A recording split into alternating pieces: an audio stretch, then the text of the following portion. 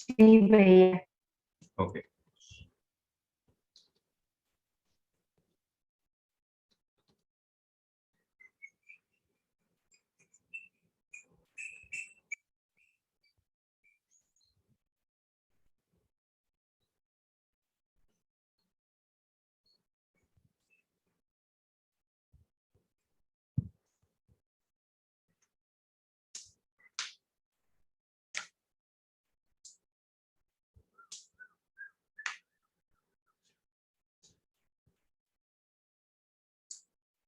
तो आगे बढ़ाते हैं हम लोग फिर, है ना। हो गई है, 5 मिनट का वेटिंग होता है अपना।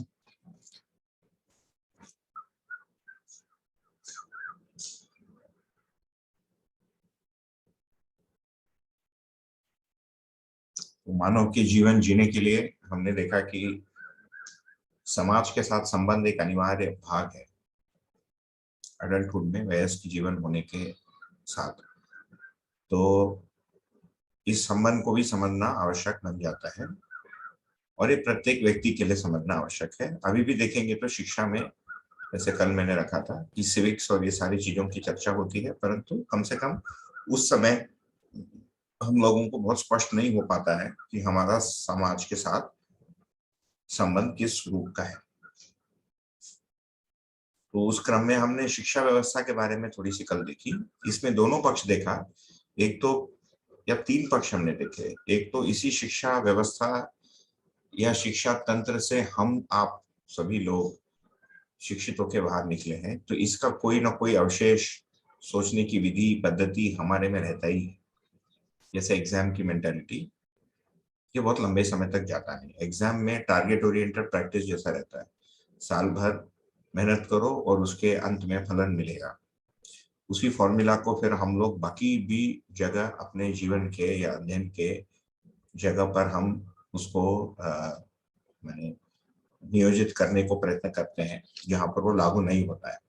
तो वो एक प्रकार से सोचने की मानसिकता हमारे में डेवलप कर देता है। एक तो ये हमने देखा।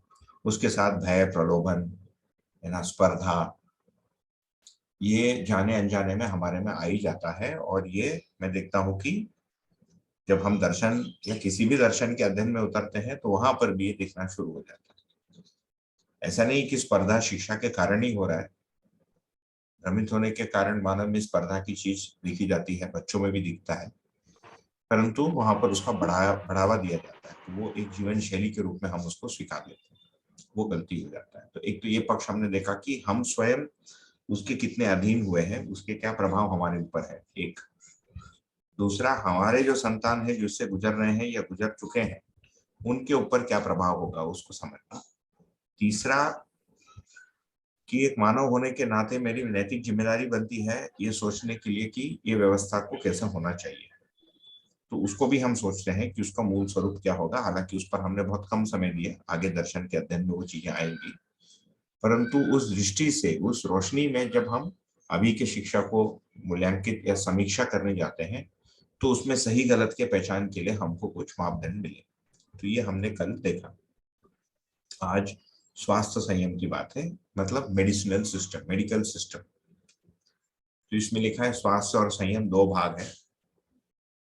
तो एक तो मुख्य मुद्दा दर्शन ये कह रहा है कि प्रत्येक व्यक्ति के स्वस्थ रहने की जिम्मेदारी उसकी खुद की है, ये स्टेट की नहीं है ना, राज्य व्यवस्था का जिम्मेदारी नहीं है कि मैं और आप स्वस्थ रहें।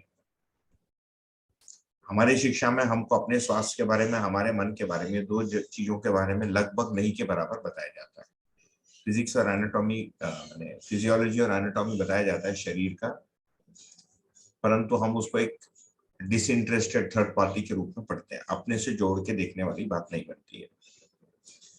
जो एक तरफ ये है ना, इंडिविजुअल स्टेट। ये जो मेडिकल सिस्टम है आज के दिन, उसको यदि देखेंगे तो भारत में जो प्रचलन में है उसमें एलोपैथिक अप्रोच टू मेडिसिन एक है, और उसके साथ व्यापार तंत्र जुड़ा हुआ है। Because it takes money, machine बनाने में पैसा लगता है, डॉक्टर को अपना घर चलाने के लिए भी पैसा लगता है, हॉस्पिटल बनाने में खर्चे होते हैं। तो इन सारे खर्चों को फिर आप कहाँ से लाएंगे, वो फिर समाज से ही आएगा। उससे जो खर्च है, जो कॉस्ट ऑफ मेडिकल ट्रीटमेंट है, ये फिर बढ़ जाता है। आज के दिन एक बड़ा मुद्दा हो गया। कोई यदि बीमार पड़ गया तो 2, 4, 5 लाख रुपए ऐसे ही चले जाते हैं, या 50, 60, 70 हजार रुपए ऐसे ही चले जाता है। तो ये एक पैसा बनाने का एक वो बन गया, जगह बन गया। अभी हम दर्शन के दृष्टि से यदि स्वास्थ्य संयम योजना को यदि देखेंगे, याद रखिए कि ये योजना है, this is a programme for society. तो इसको हम कैसे देखेंगे इस दृष्टिकोण से? तो सर्वप्रथम तो मानव को जीवन और शरीर के संयुक्त रूप में अध्ययन करना पड़ेगा। इसका मतलब शरीर में जो होता है उससे जीवन प्रभावित होता है, और जीवन में जो मानसिकता होती है या स्वयं में जो मानसिकता होती है उससे शरीर प्रभावित होता है। सर्वप्रथम भाग तो इसको पहचानना आवश्यक है ना। आज के दिन इसको साइकोसोमैटिक डिजीजेस भी बोलते हैं, but it is not a very well studied और शायद पॉपुलर है ना, या वेल फाउंड वो नहीं है अभी भी। तो एक तो ये वाला पक्ष, शरीर और जीवन का पकड़। दूसरा, शरीर को समझना है ना। किसी को म्यूट करना था, एक सेकंड। हाँ, ठीक है। दूसरा, शरीर का ज्ञान। तो यदि देखें तो आधुनिक मेडिसिनल साइंस के पास शरीर का ज्ञान तो बढ़िया है, परंतु दर्शन उसको एक स्टेप पीछे से भी देखने का प्रयत्न करता है। वो ये कह रहा है कि शरीर जो है ये प्राण अवस्था की इकाई है। This is a very big statement है ना, क्योंकि अभी तक हम मनुष्यों का एनिमल के रूप में ही समझते हैं, और बहुत सारा मनुष्य के शरीर के लिए जो भी टेस्टिंग है वो पशुओं के शरीर में पहले किया जाता है, बिकॉज दे आर एक्सपेंसिव, मतलब है ना। मनुष्य के शरीर पे कैसे करें टेस्टिंग? तो इसीलिए लैब रैट भी एक शब्द है ना, मतलब लेबोरेटरी का चूहा, आपके ऊपर एक्सपेरिमेंट किया जाएगा। तो छोटे रैट्स होते हैं, वेरी कॉमन रैट्स के एनाटॉमी और जो भी वहाँ रिस्पॉन्स सिस्टम है वो सबसे करीबी पाया गया।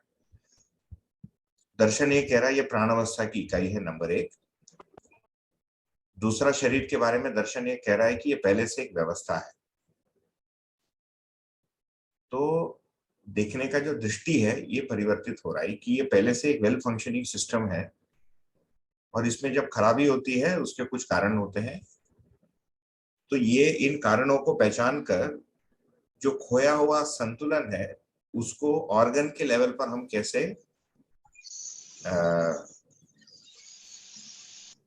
हमें ला पाए, ये अप्रोच बनेगा। इन दोनों चीजों को देखेंगे तो, और जो लोग यदि कोई आयुर्वेद का विशेषज्ञ है तो और अच्छे से बता पाएंगे, मुझे बहुत ही ऊपरी ऊपरी सूचना है इसकी। और आयुर्वेद में मन की भी चर्चा है, और शरीर को एक फंक्शनिंग सिस्टम के रूप में देखते हैं, वेल फंक्शनिंग सिस्टम के रूप में। और उसमें जो असंतुलन है उन असंतुलन के कारणों को पहचाना है अपने हिसाब से उन्होंने। somebody has to mute, एक मिनट, म्यूट हो गया। और अप्रोच ये है कि उस ऑर्गन के फंक्शनिंग को मैं कैसे वापस वहां पर लाऊं।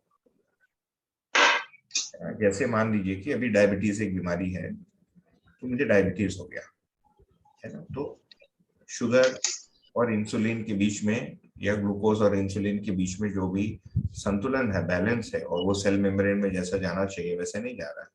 तो कैसे लाया जाए? How do you get either the pancreas to produce insulin or the cell to be able to absorb insulin, या उसमें इंसुलिन रेजिस्टेंस को ही खत्म कर दें, इसको आप कैसे लाए? या मेरा हार्ट ठीक से फंक्शन नहीं कर रहा तो उसको स्ट्रेंथ वापस कैसे दिया जाए? या मेरे आंखों की रोशनी कम होती गई तो मैं क्या उसमें डालूं जिससे वापस उसका पहले जैसे फंक्शनिंग आ जाए? ये सोच है ना, अप्रोच। फिर इसको करने के लिए पूरा उसमें भी शरीर की फिजियोलॉजी एनाटॉमी का अध्ययन करना ही पड़ेगा आपको। फिर जब असंतुलन होता है, कौन से कारण से असंतुलन हुआ उसका एक अलग तर्क होगा ऑर्गन के लेवल पर, रिमेंबर। एंड उसको पूरा करने के लिए प्राणावस्था की मेडिसिन बेस्ड ट्रीटमेंट क्या होगा उसके लिए, और उसकी डायग्नोसिस कैसे होगी। ये मोटा मोटी किसी भी मेडिकल सिस्टम में ये है। मतलब मेडिसिन, जिसको मटेरिया मेडिका कहते हैं, शरीर की अपनी फंक्शनिंग, उसका डिसऑर्डर का स्टडी, उसका डायग्नोसिस, फिर उसका ट्रीटमेंट।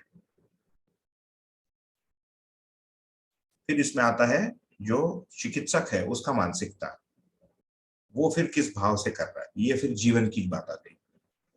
और जो व्यक्ति बीमार पड़ा है वो जीवन के कौन से सोच विचार के कारण उसके शरीर में प्रभाव दिख रहा है, या शरीर में क्या होने से उसके मानसिकता में प्रभाव दिख रहा है, बोथ वेज, है ना। जैसे ब्रेन में कुछ असंतुलन होने से एक आदमी को अजीबोगरीब सपने, अजीबोगरीब आइडेंटिटी की प्रॉब्लम या मेमोरी लॉस हो सकती है। एक आदमी के मनस्थिति में बदलाव होने से उसका डाइजेशन खराब हो सकता है, उसका हार्ट बाधित हो सकता है, उसका ब्लड प्रेशर बढ़ सकता है, ये नोन फैक्ट। दोनों चीजों को स्टडी करना। तो इसमें यदि देखेंगे तो फिर बचता क्या है, तो डायग्नोसिस में एक तो कौन डायग्नोस करेगा, मानव हाथ लगा के करेगा कि मशीन करेगा, कि हम लक्षणों पर, सिम्टम्स के आधार पर हम इंफरेंशियल डायग्नोसिस करेंगे, जो हर डॉक्टर को करना ही पड़ता है। एक मॉडर्न मेडिसिन के स्ट्रेंथ को यदि देखेंगे, एक तो मशीन बेस्ड डायग्नोसिस है ना, जिसमें जैसे एक्सरे हो गया, सीटी स्कैन हो गया, एमआरआई हो गए, अल्ट्रासाउंड हो गया, कई प्रकार के टेस्ट आ गए, स्टेन टेस्ट आ गए। इसके थ्रू शरीर का दृश्य दिखता है डॉक्टर को, जो अदरवाइज दिखता है। आयुर्वेद की दृष्टि से देखेंगे तो एक ज्ञानी आदमी को वैसे भी सारा दिखता है, यहाँ पहुंचेगा, बट हर डॉक्टर फिर ज्ञानी कैसा हो, ये भी एक चीज है। So you let the machine do the scene. दूसरा है कि शरीर में किन्हीं केमिकल्स के अनुपात को पहचाना गया है, फिर पैथोलॉजिकल टेस्ट के द्वारा ये टेस्ट करते हैं कि वो उस रेंज में है या नहीं है। जैसे थायराइड का टेस्ट हो गया, या लिवर के लिए एक एसजीपीटी टेस्ट होता है, उसको कर लेते हैं, या रीनल फंक्शन टेस्ट होता है, किडनी को स्टडी करने के लिए क्रिएटिनिन को स्टडी करेंगे, यूरिया को स्टडी करेंगे, सोडियम पोटेशियम को स्टडी करेंगे, इलेक्ट्रोलाइट बैलेंस। तो ये सब बढ़िया ढंग से विकसित कर लिया मानव ने। इसके साथ इमरजेंसी मेडिसिन, किसी को यदि हार्ट अटैक आ गया, जैसे हमारे पिताजी को हार्ट का दौर हो गया था, तो वो एडमिट हो गए, तो उनको एक इंजेक्शन दी गई, उसका नाम मुझे अभी भी याद है, डोबुटामिन या डोबुटामाइन।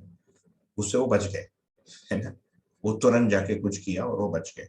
हार्ट फेलियर ही हो गया था उनका 1 वर्ष पहले, तो उससे वो बाहर निकल कर आए। मुझे लगता है वो डोबुटामिन उनको नहीं लगता, तो वो फिर जैसे अभी आयुर्वेद में अर्जुन वगैरह देते हैं, उस स्थिति में वो इतना फास्ट काम कर ही नहीं सकता है, उतना एक्यूरेटली काम कर नहीं सकता, क्योंकि मॉडर्न मेडिसिन में जो मेडिकल बेस है ये मॉलिक्यूलर बेस्ड है। So the mechanism of action and pathway is very accurate and the action is very fast.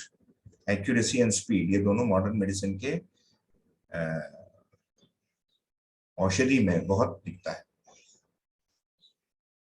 तो यदि मेडिकल सिस्टम को सोचेंगे तो उसमें बढ़िया सर्जरी भी होनी चाहिए। जैसे आज की सर्जिकल टेक्निक्स बहुत बढ़िया एडवांस हो गए। किसी का हड्डी टूट गया, जो बच्चे जुड़वे मतलब सर जॉइंट हुआ आता है ना, कैटरेक्ट का सर्जरी, रेटिनल सर्जरी, आंखों का सर्जरी, कान का सर्जरी, बहुत अच्छा एडवांस हो गया है।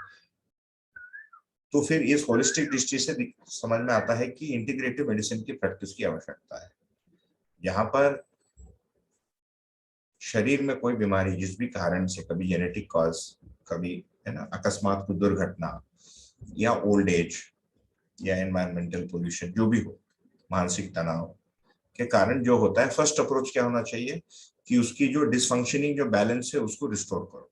So that should be the medical approach. उसके लिए जो भी वर्किंग सिस्टम अभी अवेलेबल है ह्यूमन बींग्स के पास, उसको प्रयोग किया जाए। उससे यदि ठीक नहीं होता है, then you use targeted medicine, and of course जहां पर सर्जरी की आवश्यकता है उसको भी किया जाए।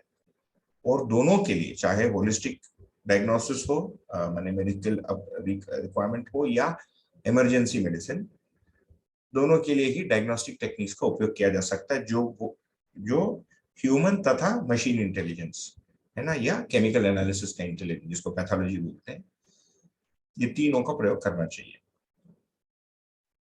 जैसे हमारी नानी को किडनी का प्रॉब्लम था, वो बाद में 3 वर्ष तक जी, तो मुझे लगता है वो एलोपैथिक औषधि के कारण ही जी।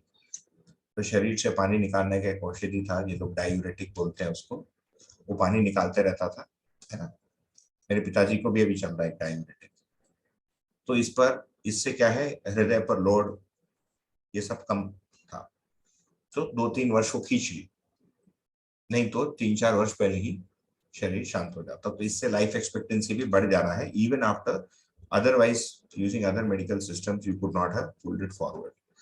तो इस प्रकार से एक होलिस्टिक अप्रोच की आवश्यकता है, तथा इसको व्यापार से मुक्त होने की भी आवश्यकता है। सिस्टम के लेवल से सोचेंगे, व्यापार कहाँ से आ गया इसमें?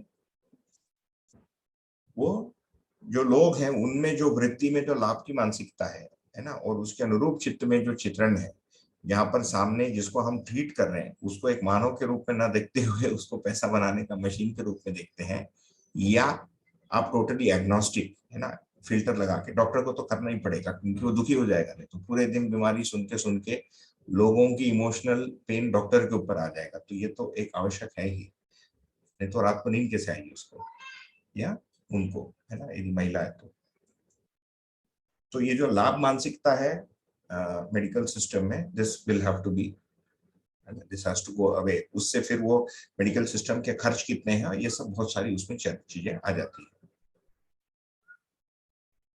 तो उसके और डिटेल के विश्लेषण में हम नहीं जाएंगे, परंतु मोटे रूप में ये है। तो एक तो हर मानव अपने स्वास्थ्य या स्वस्थ रहने के लिए जिम्मेदार है, उसके फिर फैक्टर्स क्या है उसको यदि देखेंगे तो वो फिर जीवन या स्वयं और शरीर में जो दूरी तथा शरीर को स्वस्थ रखने के लिए जो चीजों की आवश्यकता है उसको देखना पड़ेगा।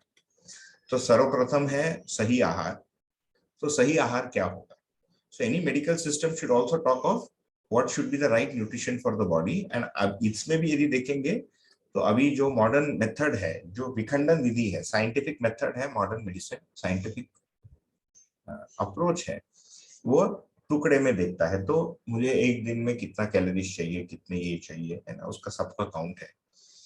फिर फूड्स की न्यूट्रिटिव वैल्यूज निकाले, तो न्यूट्रिटिव वैल्यूज ऑफ फूड्स बोल के आता है book, is a very common famous book, आप लोग भी खरीद सकते हो, बहुत सस्ती बुक है, हैदराबाद में एक नेशनल इंस्टीट्यूट ऑफ न्यूट्रिशन है, हमारे घर में रखा हुआ है, मुझे अभी पढ़ना है। परंतु जनरली उसको जो लोग देखे हैं वो ऐसा मानते हैं कि कम से कम भारतीय परिप्रेक्ष्य में जो पारंपरिक भोजन है, that kind of takes care of everything, the need for fat, carbohydrates, vitamin, proteins, minerals and so. फिर ये भी देखा जाता है कि प्रत्येक व्यक्ति को प्रतिदिन वो मेजर करके खाने की आवश्यकता नहीं है, मोटा मोटी रूप में मिलने से बाकी चीजों को शरीर बना भी लेता है, एक, है ना। तो आहार एक बड़ा मुद्दा है, उसमें फिर सीजनल इंटेलिजेंस या सीजनल नो हाउ, कौन से सीजन में क्या खाना है, क्या नहीं खाना है, दिन के कौन से समय में क्या खाना है, क्या भोजन नहीं करना है, ये एक पूरी एक चीज, इसकी समझ शिक्षा द्वारा ही मिलेगा, परिवार में भी होना चाहिए, एंड आइडियली जो जीपी होता है जिसको जनरल प्रैक्टिशनर बोलते हैं उनके पास होना चाहिए। मेडिकल प्रैक्टिस में ये भी एक बहुत बड़ा चेंज हो गया अभी कि सब लोग फिर स्पेशलिस्ट, कम से कम एमडी चाहिए या उस पे ऊपर चाहिए। तो जो पहले लोग एमबीबीएस पढ़ते थे वो फैमिली डॉक्टर हुआ करते थे, तो सर्दी खांसी में जाते थे हम लोग, वो आपको 20 साल से देखता है, सो ही नोज योर बॉडी, आपके साथ एक संबंध भी बनता है, उस आधार पर एक विश्वास भी बनता है, उस आधार पर वो देते हैं। हम लोग एक यहाँ एक डॉक्टर के पास जाते थे, डॉक्टर चौधरी नाम था उनका, अभी भी है, वो था, मतलब उनके बेटे मेरे क्लासमेट था स्कूल में, तो वो पढ़े थे BA MS, bachelor of Ayurvedic medicine and surgery, then he did MBBS, and he with all his medicines he would give some homeopathic medicine also, जो हम बचपन में हमको अच्छा लगता था खाने के लिए। अभी रिसेंटली मैं देखा यहाँ पर एक इंटीग्रेटेड क्लिनिक खुला है, MBBS प्लस होम्योपैथी। मैं मेरे पेरेंट्स और फादर इन लॉज के लिए, सास ससुर को ये क्या है प्रोटेक्टिव डोज वैक्सीन का लगवाने गया था अभी 2 दिन पहले, तो वो डॉक्टर निकली MBBS। पूना में एक BJ मेडिकल कॉलेज है जो बहुत फेमस है, गवर्नमेंट कॉलेज है, it is difficult to get admission. उसने अपना कहानी लिखा था उधर एक पैम्फलेट में कि वो पढ़ते समय उनको कुछ डिजीज डायग्नोज हुआ जो इनक्योरेबल बताया गया अकॉर्डिंग टू मॉडर्न मेडिसिन, और वो होम्योपैथी से ठीक हुई, इससे उनका होम्योपैथी के प्रति दृष्टि खुला। Then now she has tied up with the homeopathic practitioner, और दोनों मिलके इंटीग्रेटेड है ना medicine, allopathy and homeopathy along with lifestyle change and food habits change, ये ट्रायंगुलेशन में उन्होंने छोटे छोटे पॉकेट्स में people are talking about this now. दूसरा है विहार, विच इज वेरी इंपॉर्टेंट, जो मैंने शहरी जीवन में हम लोग सब समझते ही है ना, लेट सोना लेट उठना, तो एक बड़ा मुद्दा है इंडिविजुअल की जगह पर, है ना। तीसरा है शरीर के लिए व्यायाम, जो आइडियली श्रम पूर्वक आना चाहिए, because human body is meant to work, and ये जब काम नहीं करता है तो इसमें अनेकों प्रकार के प्रॉब्लम्स आती हैं। प्रतिदिन में 40 मिनट का एक्सरसाइज बताते हैं, भारतीय परिप्रेक्ष्य में हम पहले भी बात कर चुके हैं जब बच्चों की शिक्षा के बारे में बात कर रहे थे कि ये मेड सर्वेंट और ये सब आने से हाथ पैर से काम करने का अवसर भी बहुत कम हो गया है middle class and upper class है ना सिटी हाउसेस में। फिर यहाँ जगह भी ऐसा है कि श्रम करने का कोई है ना, जो फिलोसफी प्रोफेसर कोई है ना साइंटिस्ट है, तो जॉब ही ऐसा है कि उसमें श्रम पॉसिबल ही नहीं है।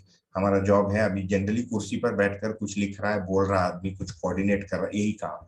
चाहे वो बैंकर हो है ना, सॉफ्टवेयर इंजीनियर हो तो टाइप करता है, डॉक्टर हो तो बोलते हैं, रिपोर्ट देखकर कुछ अपना ओपिनियन देते हैं, लिखते हैं, बेसिकली अपना। इफ यू सी अभी मेडिकल प्रैक्टिस का मतलब औषधि तो और कोई बना रहे हैं ना, तो the companies are making the medicine. Discovery process में उसके साइंटिस्ट होते हैं, बायो साइंटिस्ट होते हैं, डॉक्टर्स भी होते हैं।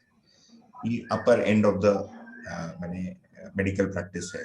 जो आविष्कार होता है ड्रग का, विच टेक्स 10 to 20 years पर ड्रग, फिर उसकी मार्केटिंग होती है, उसका सेफ्टी ट्रायल होता है, फिर वहाँ की जो फूड मैंने ड्रग एडमिनिस्ट्रेशन अथॉरिटी उसको अप्रूव करती है। उसके बाद ये एमआर मेडिकल रिप्रेजेंटेटिव डॉक्टर्स के पास आके अपने वेयर्स को पुश करते हैं बाय ब्रांड नेम। देन जो प्रचलन में जो ड्रग उस पर्टिकुलर एलिमेंट के लिए, तो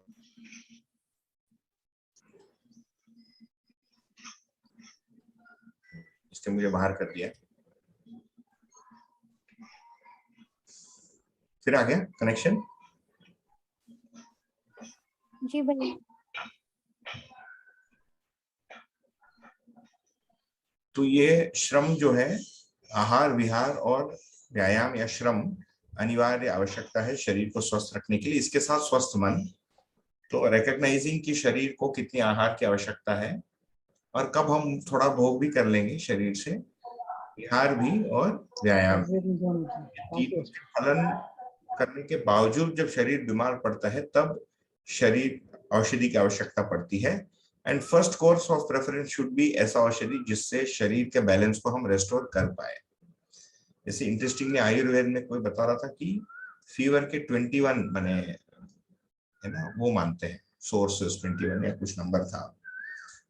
तो शरीर में जो पित्त एक प्रकृति होती है, तो पित्त बढ़ने से एक फीवर होता है, तो उसको शांत करने से फीवर ठीक होता है। देन वात बढ़ने से होता है, कफ बढ़ने से होता है।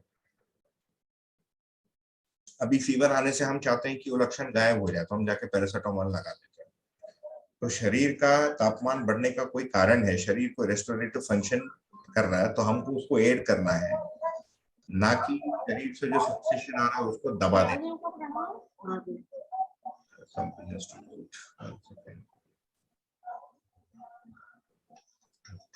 ओके,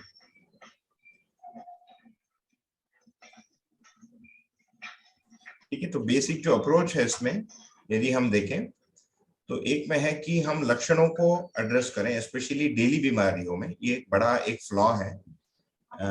जबकि वो घरेलू औषधि के रूप में उसको या घरेलू औषधियों से उसको ट्रीट किया जा सकता है ना। So you don't have to run to the doctor every time there is loose motion या देयर इज फीवर या cold. It can run its own course. और उसके उस समय घरेलू उपचार तथा हम है ना मैंने आहार को चेंज करने से या कंट्रोल करने से भी बहुत सारे अनावश्यक, जैसे एंटीबायोटिक है, अभी हो ही रहा है antibiotic resistance, multi drug resistance हो रहा है ना, मल्टी ड्रग रेजिस्टेंट टीबी का स्ट्रेन आ गया। TB again one of those difficult things to get rid of. अब जितने भी एंटीबायोटिक से बोलते हैं, कई वर्षों से या कई डेकेड्स हो गए नई एंटीबायोटिक, कुछ 5th जनरेशन तक आया एक, या 4th जनरेशन तक बताते हैं एक एंटीबायोटिक का जनरेशन। सेफिक्सिम है ना, I think is the 4th generation antibiotic जो भी प्रेफर करते हैं। Cephalosporin, I think, is the name of the drug. So antibiotics are useful provided you know when to use them and how to use them. Unfortunately, Indian context में इसका बहुत अधिक usage होता है, so one needs to be careful about that. Plus अभी waste में ये प्रचलन में आ रहा है कि एंटीबायोटिक के साथ प्रोबायोटिक भी देते हैं, क्योंकि अच्छे बेनिफिशियल बैक्टीरिया को भी खत्म करता है ये। तो प्रोबायोटिक्स का भी प्रचलन, जैसे हमारे घर में भी किसी को लेना ही पड़ता है एंटीबायोटिक, आई इंश्योर कि उनको प्रोबायोटिक मिल जाए। सो सम पर्सनल हेल्थ को ध्यान में रखने के लिए हम इन चीजों को ध्यान में रख सकते हैं। मेडिकल सिस्टम की डिजाइन, हम में से कोई यदि हेल्थ मिनिस्टर बनता है या हम में से किसी का बेटा या बेटी हेल्थ मिनिस्टर बनता है, तब उसको फिक्स करना पड़ेगा। Before that it will be in our imagination है ना, या इन आवर कॉन्वर्सेशन।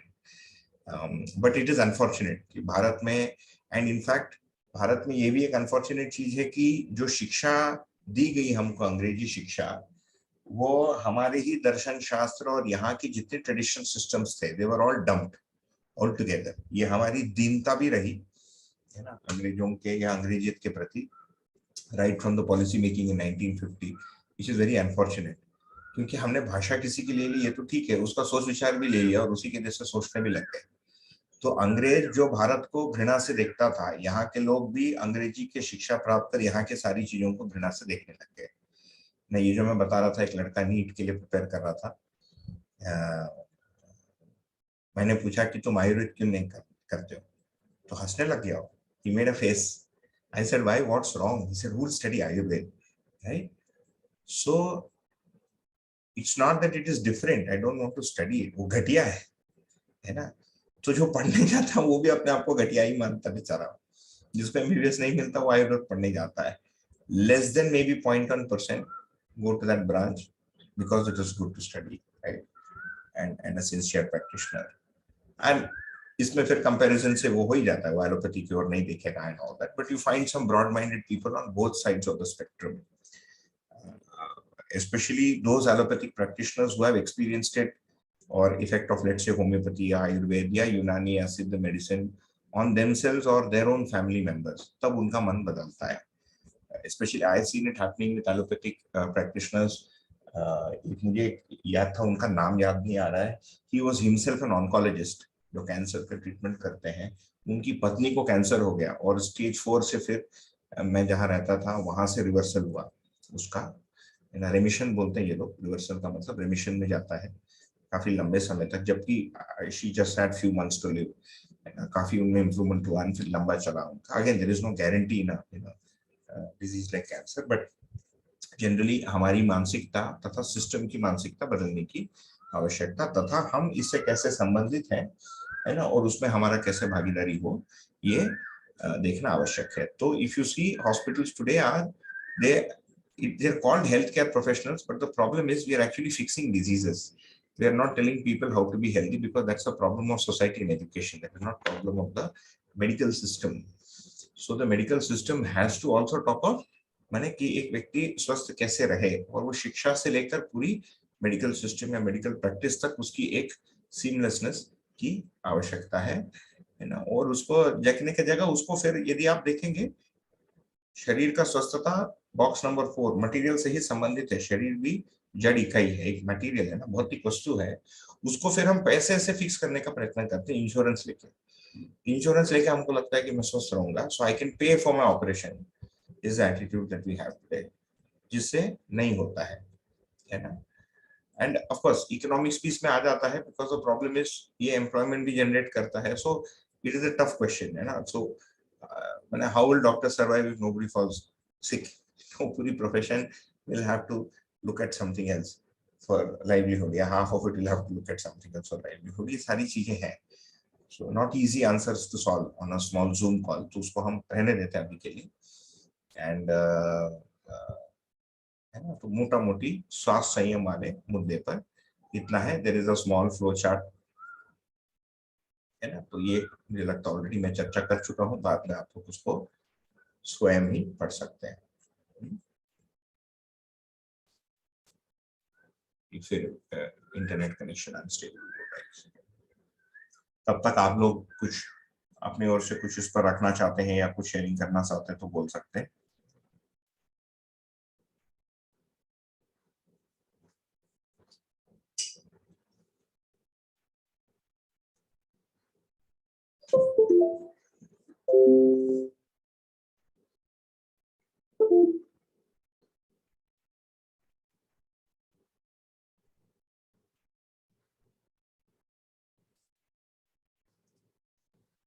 ठीक है, मैंने नेटवर्क स्विच किया है तो होपफुली थोड़ा सा स्टेबल होगा।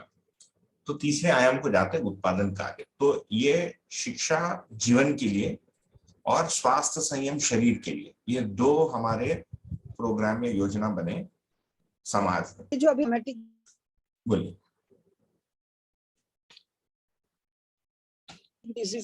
कैसे हमारे साइकिल ये उसी तरह का है ना, जैसे कि अपने स्वामी परमहंस योगानंद जी ने आज से बहुत साल पहले वो अफर्मेशंस बताए थे, जैसे to how to heal yourself. एक वो बुक अभी बहुत फेमस हुई है, क्या उस लेडी का नाम है जिसको कैंसर हुआ था, she wrote a book, heal thy self.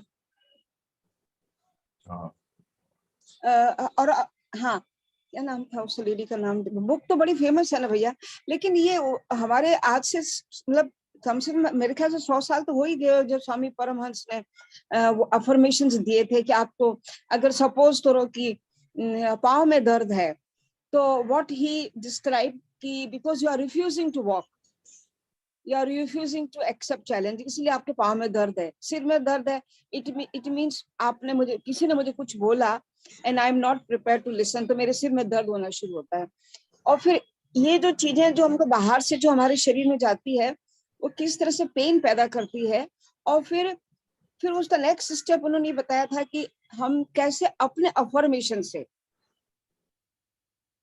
Affirmation से इन बीमारी को ठीक कर सकते हैं।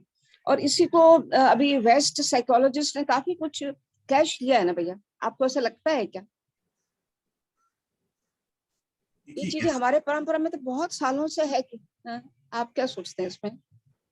हाँ देखिए, ये सब मुझे ऐसा लगता है कि यदि हम उसको स्टेप बैक करके देखें, कई बार क्या होता है इन चर्चाओं में, भारतीय परंपरा, बाहर की परंपरा, उस चक्कर में फिर प्रॉब्लम ये हो जाता है कि फिर लोग जो उसके प्रैक्टिशनर होते हैं वो डिफेंसिव हो जाते हैं। जैसे मॉडर्न साइंस का एडवेंट हुआ तो बहुत सारी रूढ़ियां और अंधविश्वास खत्म हो गई, है ना, जो पहले बहुत था। कोई साउंड मेडिकल सिस्टम था ही नहीं, लोग मर जाते थे, कॉलेरा से लोग मर जाते थे, स्मॉल पॉक्स से लोग मर जाते थे। ऑफ कोर्स उसके अगेंस्ट भी बहुत सारी कहानियां हैं, स्मॉल पॉक्स पैदा फैला पोलियो से। तो before the advent of the polio and small pox vaccine, people were dying like flies, है ना। अब नहीं, या किसी को हार्ट अटैक आ गया, there is no way to stop it. अभी डिफिब्रिलेटर आ गया है, बहुत सारी चीजें आ गई, ईसीजी से आपका हार्ट चेक हो जाता है ना, ईईजी आ गया है, 2D इकोग्राम आ गया है। सो इसको यदि हम स्टेप बैक करके देखें कि भाई इरेस्पेक्टिव ऑफ कौन से परंपरा से कौन सी चीज आई, पुराना था नया था, what is good and useful for a human being, यदि उसको हम अफ्रेश देखें तो उस दृष्टि से ये अवश्य आता है। जैसे मैंने शुरुआत में प्रारंभ में कहा था कि मन का प्रभाव शरीर पर पड़ ही रहा है। इसके पहले मन परिभाषित ही नहीं था। कोई आत्मा कह रहा है, कोई सूक्ष्म शरीर कह रहा है, कोई कह रहा है सूक्ष्म शरीर आत्मा से अलग हो जा रहा है, कोई कह रहा है दोनों ही नहीं है, ब्रेन ही है ना। तो ब्रेन में ही माइक्रो ट्यूब्यूल्स हैं, कॉन्शियसनेस का सीट, कॉन्शियसनेस पैदा कैसा होता नहीं समझ में आता है। अभी 4 दिन पहले पेपरों में आया था, गूगल जो कंपनी होती है, सर्च कंपनी, उसका कोई इंजीनियर ने कोई रोबोट या कोई एल्गोरिदम बनाया और उसने उसको सेंटिएंट डिक्लेयर कर दिया, कॉन्शियस, क्योंकि उसके साथ वो बढ़िया भाषा में बात करने लग गया। फिर एक अगले दिन अखबार आया कि गूगल है sent him home on paid leave, कि इसका खिसक गया है, कंपनी ने उसको घर भेज दी, क्योंकि वो बोल रहा है कि मशीन जो है मैंने वो हो गया है, आदमी हो गया है, सेंटिएंट हो गया, कॉन्शियस हो गया। तो डेफिनेटली हमारी मानसिकता का प्रभाव शरीर पर तो पड़ ही रहा है, और इसको फिर कुछ मैंने ट्रीटमेंट सिस्टम्स ने केंद्र में रखकर अपने उपचार को बताया। जैसे मैंने पढ़ा है थोड़ा सा, मतलब ऊपरी पढ़ा का मतलब जैसे ऐसी ऊपर ऊपरी की चीजें, जैसे जिसको कन्वेंशनल या क्लासिकल होम्योपैथी कहते हैं, it is based on this. आपकी एक पर्सनालिटी टाइप होती है ना, और उस टाइप का एक कॉरेस्पॉन्डिंग एक प्लांट होता है, ठीक। तो उस प्लांट के बहुत एक डाइल्यूटेड एक्सट्रैक्ट, सेकंड इज उनका, एक तो ये है personality type matching, second is जैसे मॉडर्न मेडिसिन का जो ट्रीटमेंट का जो बेसिक मेथड है, it is based on chemistry, है ना। There is a chemical change that occurs in the body when you put a molecule. जैसे आप हाइपरटेंशन का औषधि लेते हैं, जैसे एम्लोडोपिन एक ड्रग आपने लिया, आपके शरीर में जाके कुछ करता है, वो एक बीटा ब्लॉकर बोलते हैं, अल्फा ब्लॉकर बोलते हैं, बहुत सारा है ना, वो एक स्पेसिफिक पाथवे में जाके कुछ तो करता है। होम्योपैथिक मेडिसिन में डाइल्यूशंस को यूज करते हैं, दैट्स अ डिफरेंट स्टोरी, हम उसमें चले जाएंगे तो एक लंबी चर्चा हो जाएगी। वो सोच ही अलग है ना। फिर होम्योपैथिक मेडिसिन में ये भी एक थियरी है जो कि लाइक ट्रीट्स लाइक, तो आपको यदि कोई बीमारी हो गई तो जिस औषधि से वो बीमारी होता है उसी का डाइल्यूटेड फॉर्म आपको ठीक करता है, समथिंग लाइक अ वैक्सीन, है ना, जैसे स्नेक बाइट का वैक्सीन होता है, it is actually prepared using snake venom.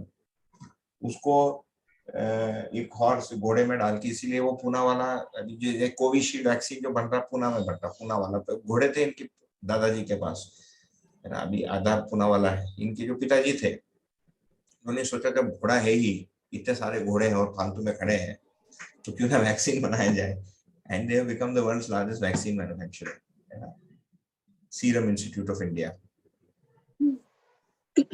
So if you see in homeopathic medicine, that's the approach. Now when you take Ayurveda, it's not one, there are 10 grunts or 5 at least that I'm aware of. There's so many approaches. Materia medica is very complex.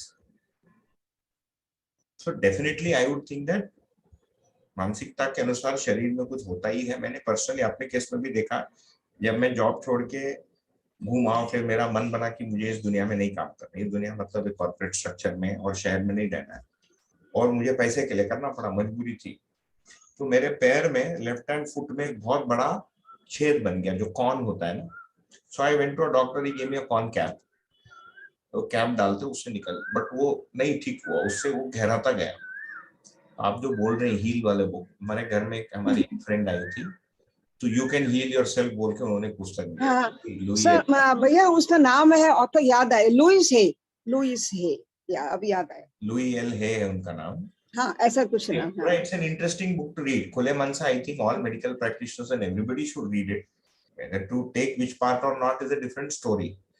But I feel that हमारा जो professional degree के जो courses हैं उनको और खुलापन चाहिए। You have to be open to all sources of human knowledge.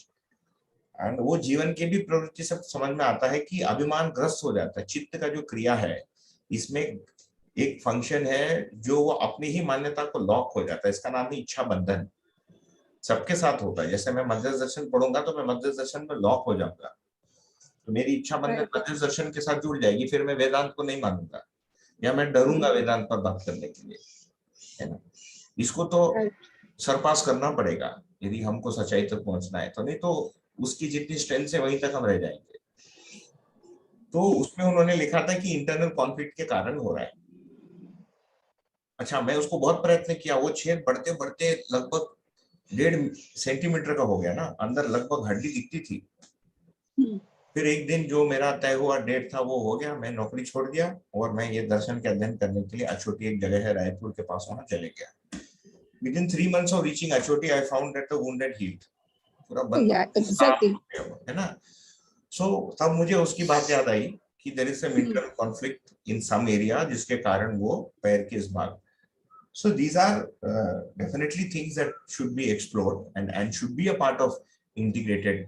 But many a times you cannot wait for that internal conflict to resolve to reduce somebody's blood pressure. And you have to give some medicine also. And sometimes the BP will be so high. जैसे मेरे माँ का एक example लेता हूँ, 1.5 वर्ष अभी घर में जैसे लोगों को होता है स्ट्रेस एंड स्ट्रेन, मेरे माँ को है ही कुछ इमोशनल स्ट्रेस, कुछ खुद उनका खुद का बनाया हुआ कुछ वातावरण से मिलता है, सारा है ही। मेरी ही माँ है, मैं अपने घर की बात कर रहा हूँ। 1.5 वर्ष पहले मैंने एक दिन इनका बीपी चेक किया, मैंने पिताजी का जब चेक कर रहा था तो मिला 180/95, इट वाज वेरी हाई। सो सर्पगंधा बोल के एक मेडिसिन है, I don't know anything about Ayurveda. I know that Sarpagandha is used, and the first blood pressure medicines were actually extracts of the Sarpagandha, which is a पौधा that is found. उसमें snake का smell आता सर्प का, इसीलिए सर्पगंधा नाम देते, जो रूट है। तो उसमें चैतन्य फार्मेसी का एक मिलता है, उसमें भांग का भी बीज मिला रहता है। तो मुझे लगा भांग से मानसिकता में भी थोड़ा फर्क पड़ेगा, सो आई स्टार्टेड गिविंग सर्पगंधा 1.5 वर्ष पहले। So after I first started blind, 1 tablet 2 times a day, then I went to 2 tablets twice a day. And I'm not saying आप एक करें, just to give an example कि कहाँ मेडिसिन कैसे काम करता है। Now मेरे माँ के मानसिकता को सॉल्व करना is a very big process. It will take 15 years if she is willing to listen, है ना? What do you do till then with the blood pressure? So I gave सर्पगंधा। तो सर्पगंधा देने से her BP dropped to 180 या 90 था, it started coming in the 150 range to 88 to 90 range, 150 to 90। तो मेरे को लगा ये हो गया काम। फिर कुछ दिन पहले मैंने चेक किया तो पुनः it was again at 182, alternate days I would check. तो मैंने कहा 3-3 टैबलेट लो। 3-3 टैबलेट लेकर भी at some odd time her BP turns out to be 180 by 95. Now that is not good for the heart. तो मैंने अभी मन बना लिया है कि either go to a professional Ayurveda or homeopath, and if that doesn't work, she has to be on BP medication because she is already, if you see, 66. तो blood pressure medication का जो भी साइड इफेक्ट होगा, it is fine because it is going to give longevity to her life. तो मानसिकता, traditional medicine, and then जिसको हम targeted medicine बोलेंगे, allopathic medicine, all three will have to be considered. ऐसा लगता है, but I am no medical expert, तो केवल थियरी है, बाकी तो हम बात करते रहेंगे उस पर। कोई कुछ बोला अभी कि छोटी जाने से फिर वो आपके पाँव में जो तकलीफ थी वो कम हुई। इट मीन्स वो बात जो ये कह रहे हैं कि पाँव में दर्द होने का मत, वो हर बीमारी का एक साइको रिलेट कर रहे थे कि जैसे पाँव में दर्द है, it means you are refusing to accept something in your life. जैसे आपको शायद ये लग रहा था कि मुझे ये नौकरी नहीं करनी, जैसे आप अभी आप बता रहे थे, it means you are not accepting that situation and you wanted to move, तो वो आपके पाँव में तकलीफ बन के आया, ऐसा कुछ कंक्लूजन निकल रहा है। नहीं वही, बट ये सब क्या है ना, अभी जिसको यदि हम साइंटिफिक मेथड के थ्रू डालेंगे इसका आंसर नहीं मिलेगा, क्योंकि मैं वहां तो हर आदमी में जो कौन है उसका जो जॉब छोड़ने से उसका कौन नहीं जाएगा, नहीं, राइट। नंबर 1। नंबर 2, अछोटी जाने से मेरे बाल पकने लग गए, पूरे ही पक गए, पूरे काले थे पूना में, है ना, इसका मतलब वहां जाने से नहीं, कुछ समस्या हुई।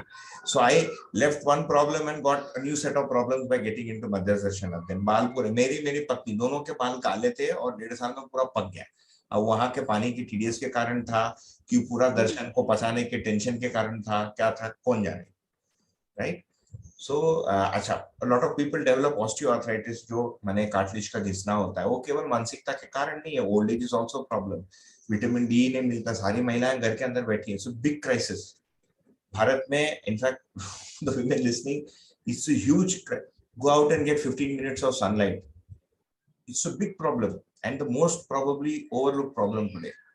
सब लोग अंदर आ गए ना, पूरा दिन अंदर निकल रहा है, विटामिन डी बनी नहीं रहा है शरीर में, and every time you get some. अभी आज ही मैं वो ऐसे ही न्यूज थोड़ा सा पढ़ रहा था, आई वाज वेटिंग समवेयर, वो ओल्ड एज डिमेंशिया को भी विटामिन डी डेफिशिएंसी से जोड़ रहे हैं। जिन महिलाओं में ब्रेस्ट कैंसर पाया जाता है उनमें विटामिन डी की लेवल 15 से कम पाई जाती है, उसको 60 होना चाहिए, है ना। तो please get your vitamin D checked, है ना, by the way, and get some sunlight. कोई कह रहा था कुछ, somebody had raised their hand, आगे बढ़े, हो गया, somebody had raised their hand, हो गया बात, नहीं, ठीक है, we'll continue. So हेल्थ को मेंटेन करने के लिए देयर आर मेनी थिंग्स। सो मानसिकता जैसे, बट मेनी टाइम्स मानसिकता को आप वैसी सोच के ठीक नहीं कर सकते, है ना।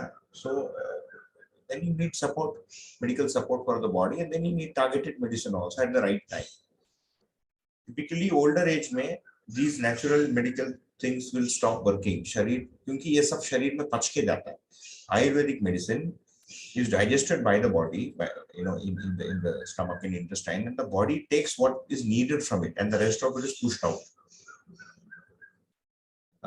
Allopathic medicine is molecular based, it goes to the blood, उसका mechanism of action अलग है। होम्योपैथिक मेडिसिन का mechanism of action किसी को अभी तक बहुत क्लियर नहीं है ना। मैं कहीं पढ़ा था बहुत पहले कि नैनो पार्टिकल्स पर based, but there is no specific study. I once asked a homeopath, they said we don't know. कुछ कह रहे थे आप?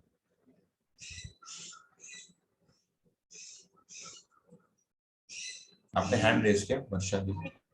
बात लगती है मुझे तो, जैसे कि अगर आपका जीवन स्ट्रांग है तो उसका, अगर आपका जीवन स्ट्रांग है तो फिर उसका इम्पैक्ट बॉडी पर नहीं पड़ता है, या बॉडी अगर स्ट्रांग नहीं है तो उसका इम्पैक्ट उस पर जीवन पर नहीं पड़ता। जैसे अभी हम बात भी कर रहे थे कि एक दूसरे पर पड़ता है इसका इम्पैक्ट, लेकिन अगर जैसे कहा भी गया है कि अगर जीवन इतना स्ट्रांग है तो वो बॉडी की जो फंक्शनिंग है उसको इफेक्ट नहीं करता है, अगर जीवन में कोई प्रॉब्लम भी आई है तो। ये कहना ठीक है? जी, generally people who have less confusion and who are sure, even though it is wrong, but who are sure, है ना, seem to have lesser kinds of some kind of problem. ये blanket statement नहीं कर सकते, because it's not कि पूरा जीवन ठीक होने से शरीर में कुछ नहीं होगा, आयु के साथ तो कुछ होगा ही होगा, कुछ जेनेटिक डिफेक्ट के कारण भी होगा, है ना. Now again genetics is a different totally, है ना, epigenetics बोलते हैं ये लोग, टोटली डिफरेंट चीज है कि अभी तो पता चल रहा है कि एक जनरेशन को यदि डायबिटीज है तो जीन के कोडिंग में ही कुछ चेंज हो जाता है कि अगले जनरेशन में वो डायबिटीज को प्रीडिस्पोज हो जाता है, विच मीन्स मेरी यदि आहार विहार ठीक नहीं है और उसके बाद मैं एक बच्चे का बाप बनता हूं तो मेरे जेनेटिक कोडिंग में जो भी चेंजेस हुआ मेरे बच्चे को पास ऑन होगा. ह्यूमन बॉडी को समझना है, cannot, we can just take some basic blocks and say कि all these blocks should be included, है ना.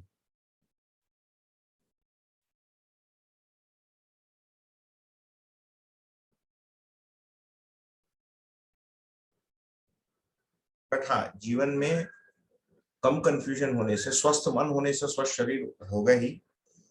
शरीर स्वस्थ होने से मन स्वस्थ हो जाएगा ऐसा नहीं है. हाँ, ब्रेन स्वस्थ होने से मन स्वस्थ रहता, ब्रेन अस्वस्थ रहने से मन में प्रॉब्लम आएगी. जैसे दारू पिया हुआ आदमी, ब्रेन में ही चेंज होता है, उससे उसकी पूरी मानसिकता, वो जो बोलता है सारा बदल जाता है. रेज आ जाता है, वायलेंस आता है ड्रिंकिंग के बाद. कल ही एक आदमी अपने पत्नी का खून कर दिया दिल्ली में, कोई something Dubey. He and his wife were drinking. He asked his wife for food. She refused to bring it because both of them were drunk. So they started fighting. She slapped him. तो उसने एक pillow उठा के उसके मुंह में दबोच के मर गई. और वो उसी के बगल में लेट के सो गया दारू पी के.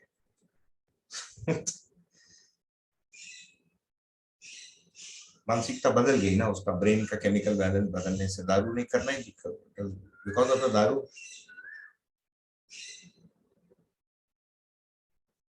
मेंटालिटी, ब्रेन का केमिकल बैलेंस, मेंटालिटी, ब्रेन का chemical balance and effect on the specific organs, या डेफिनेटली है and should be considered in treatment. और हमको स्वयं के लिए भी स्वीकारना पड़ेगा, specially for those of us जिनके यहाँ ओल्ड एज के लोग हैं, है ना. जनरली ओल्ड एज सेनिलिटी बोलते हैं, ब्रेन में चेंजेस के कारण भूल जाना या किसी जिद में अड़ जाना, ये सब होता है, ये ब्रेन के कारण है. And one has to be understanding. हम यूजुअली उस व्यक्ति को हम ब्लेम करते हैं कि वो व्यक्ति ऐसा हो गया है, but it is not that person, they are helpless. उनकी जीवन शरीर के साथ तदाकार है और होना ही पड़ेगा उसको शरीर को चलाने के लिए. तो शरीर या ब्रेन में जो एजिंग है उसका इफेक्ट उनके मानसिकता में दिखेगा. जैसे वो कोई चीज करना चाहते हैं तो आप उसका 10 कारण दीजिए, उसके बाद भी वो करना ही चाहते हैं, आपको झेलना पड़ेगा, कुछ नहीं कर सकते.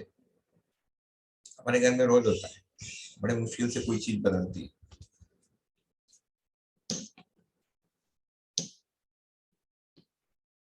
भैया जी,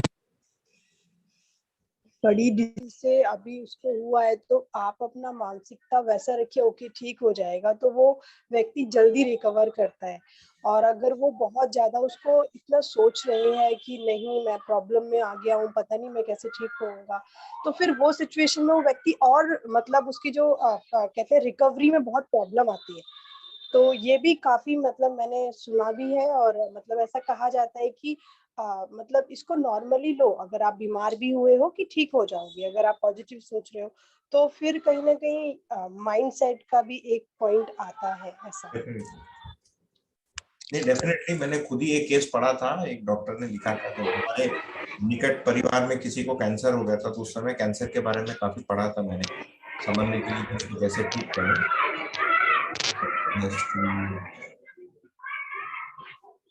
somebody has to mute. Okay. ये यूएस की कहानी है. प्रैक्टिसिंग डॉक्टर, ऑन्कोलॉजिस्ट थे, और उन्होंने एक व्यक्ति का कैंसर उनके फैमिली मेंबर्स को काउंसलिंग करके उसको ठीक किया. This is a documented case. Of course main stream medical practice को ये सब मानने के लिए इट विल टेक इयर्स और मे बी डेकेड्स, बिकॉज उसके लिए जो भी मेडिकल काउंसिल के लोग हैं एंड लार्जर फ्रेटर्निटी होता है डॉक्टर्स की या मेडिकल प्रैक्टिशनर्स की, उनको मानसिकता बदलना पड़ेगा ना. They don't believe, they feel कि वो जो करते हैं उसी से ठीक होता है, मतलब जो दिखता है वो सच्चा है, जो नहीं दिखता वो नहीं होता। फाइनली ये है, इफ यू सी, शरीर इंद्रियों से जो दिखता है वही सच्चाई, ये एलोपैथी। जो इंद्रियों से नहीं दिखता है या आप उन मेथोडोलॉजी से प्रूव नहीं कर सकते, उसको हम नहीं मानेंगे। But what if it happens, but proof के लिए आपको अपने प्रूफ का मैकेनिज्म को ही चेंज करना पड़ेगा, है ना। एक्सपेरिमेंट का जो पैरामीटर्स है उसी को चेंज करने से प्रूफ डिफरेंट दिखता है, scientific proof include other variables. एक तो ये है ही। फिर मैंने ये भी पढ़ा था, एक मेडिकल प्रैक्टिशनर थे यूएस के, I forget his name, I think Arthur Hailey है नाम, वो आर्थर हेली तो कोई नॉवेलिस्ट है, वो मुझे ये याद है कोलंबिया मेडिकल कॉलेज में वो प्रोफेसर थे in the US, Columbia University में, he was a practitioner, medical practitioner, and वो तुक्के से उनको एक ऐसा केस मिलता है जहां पर एक महिला बहुत सारा ऐसा कहानी बताती है जो उसके जीवन में घटित ही नहीं हुआ।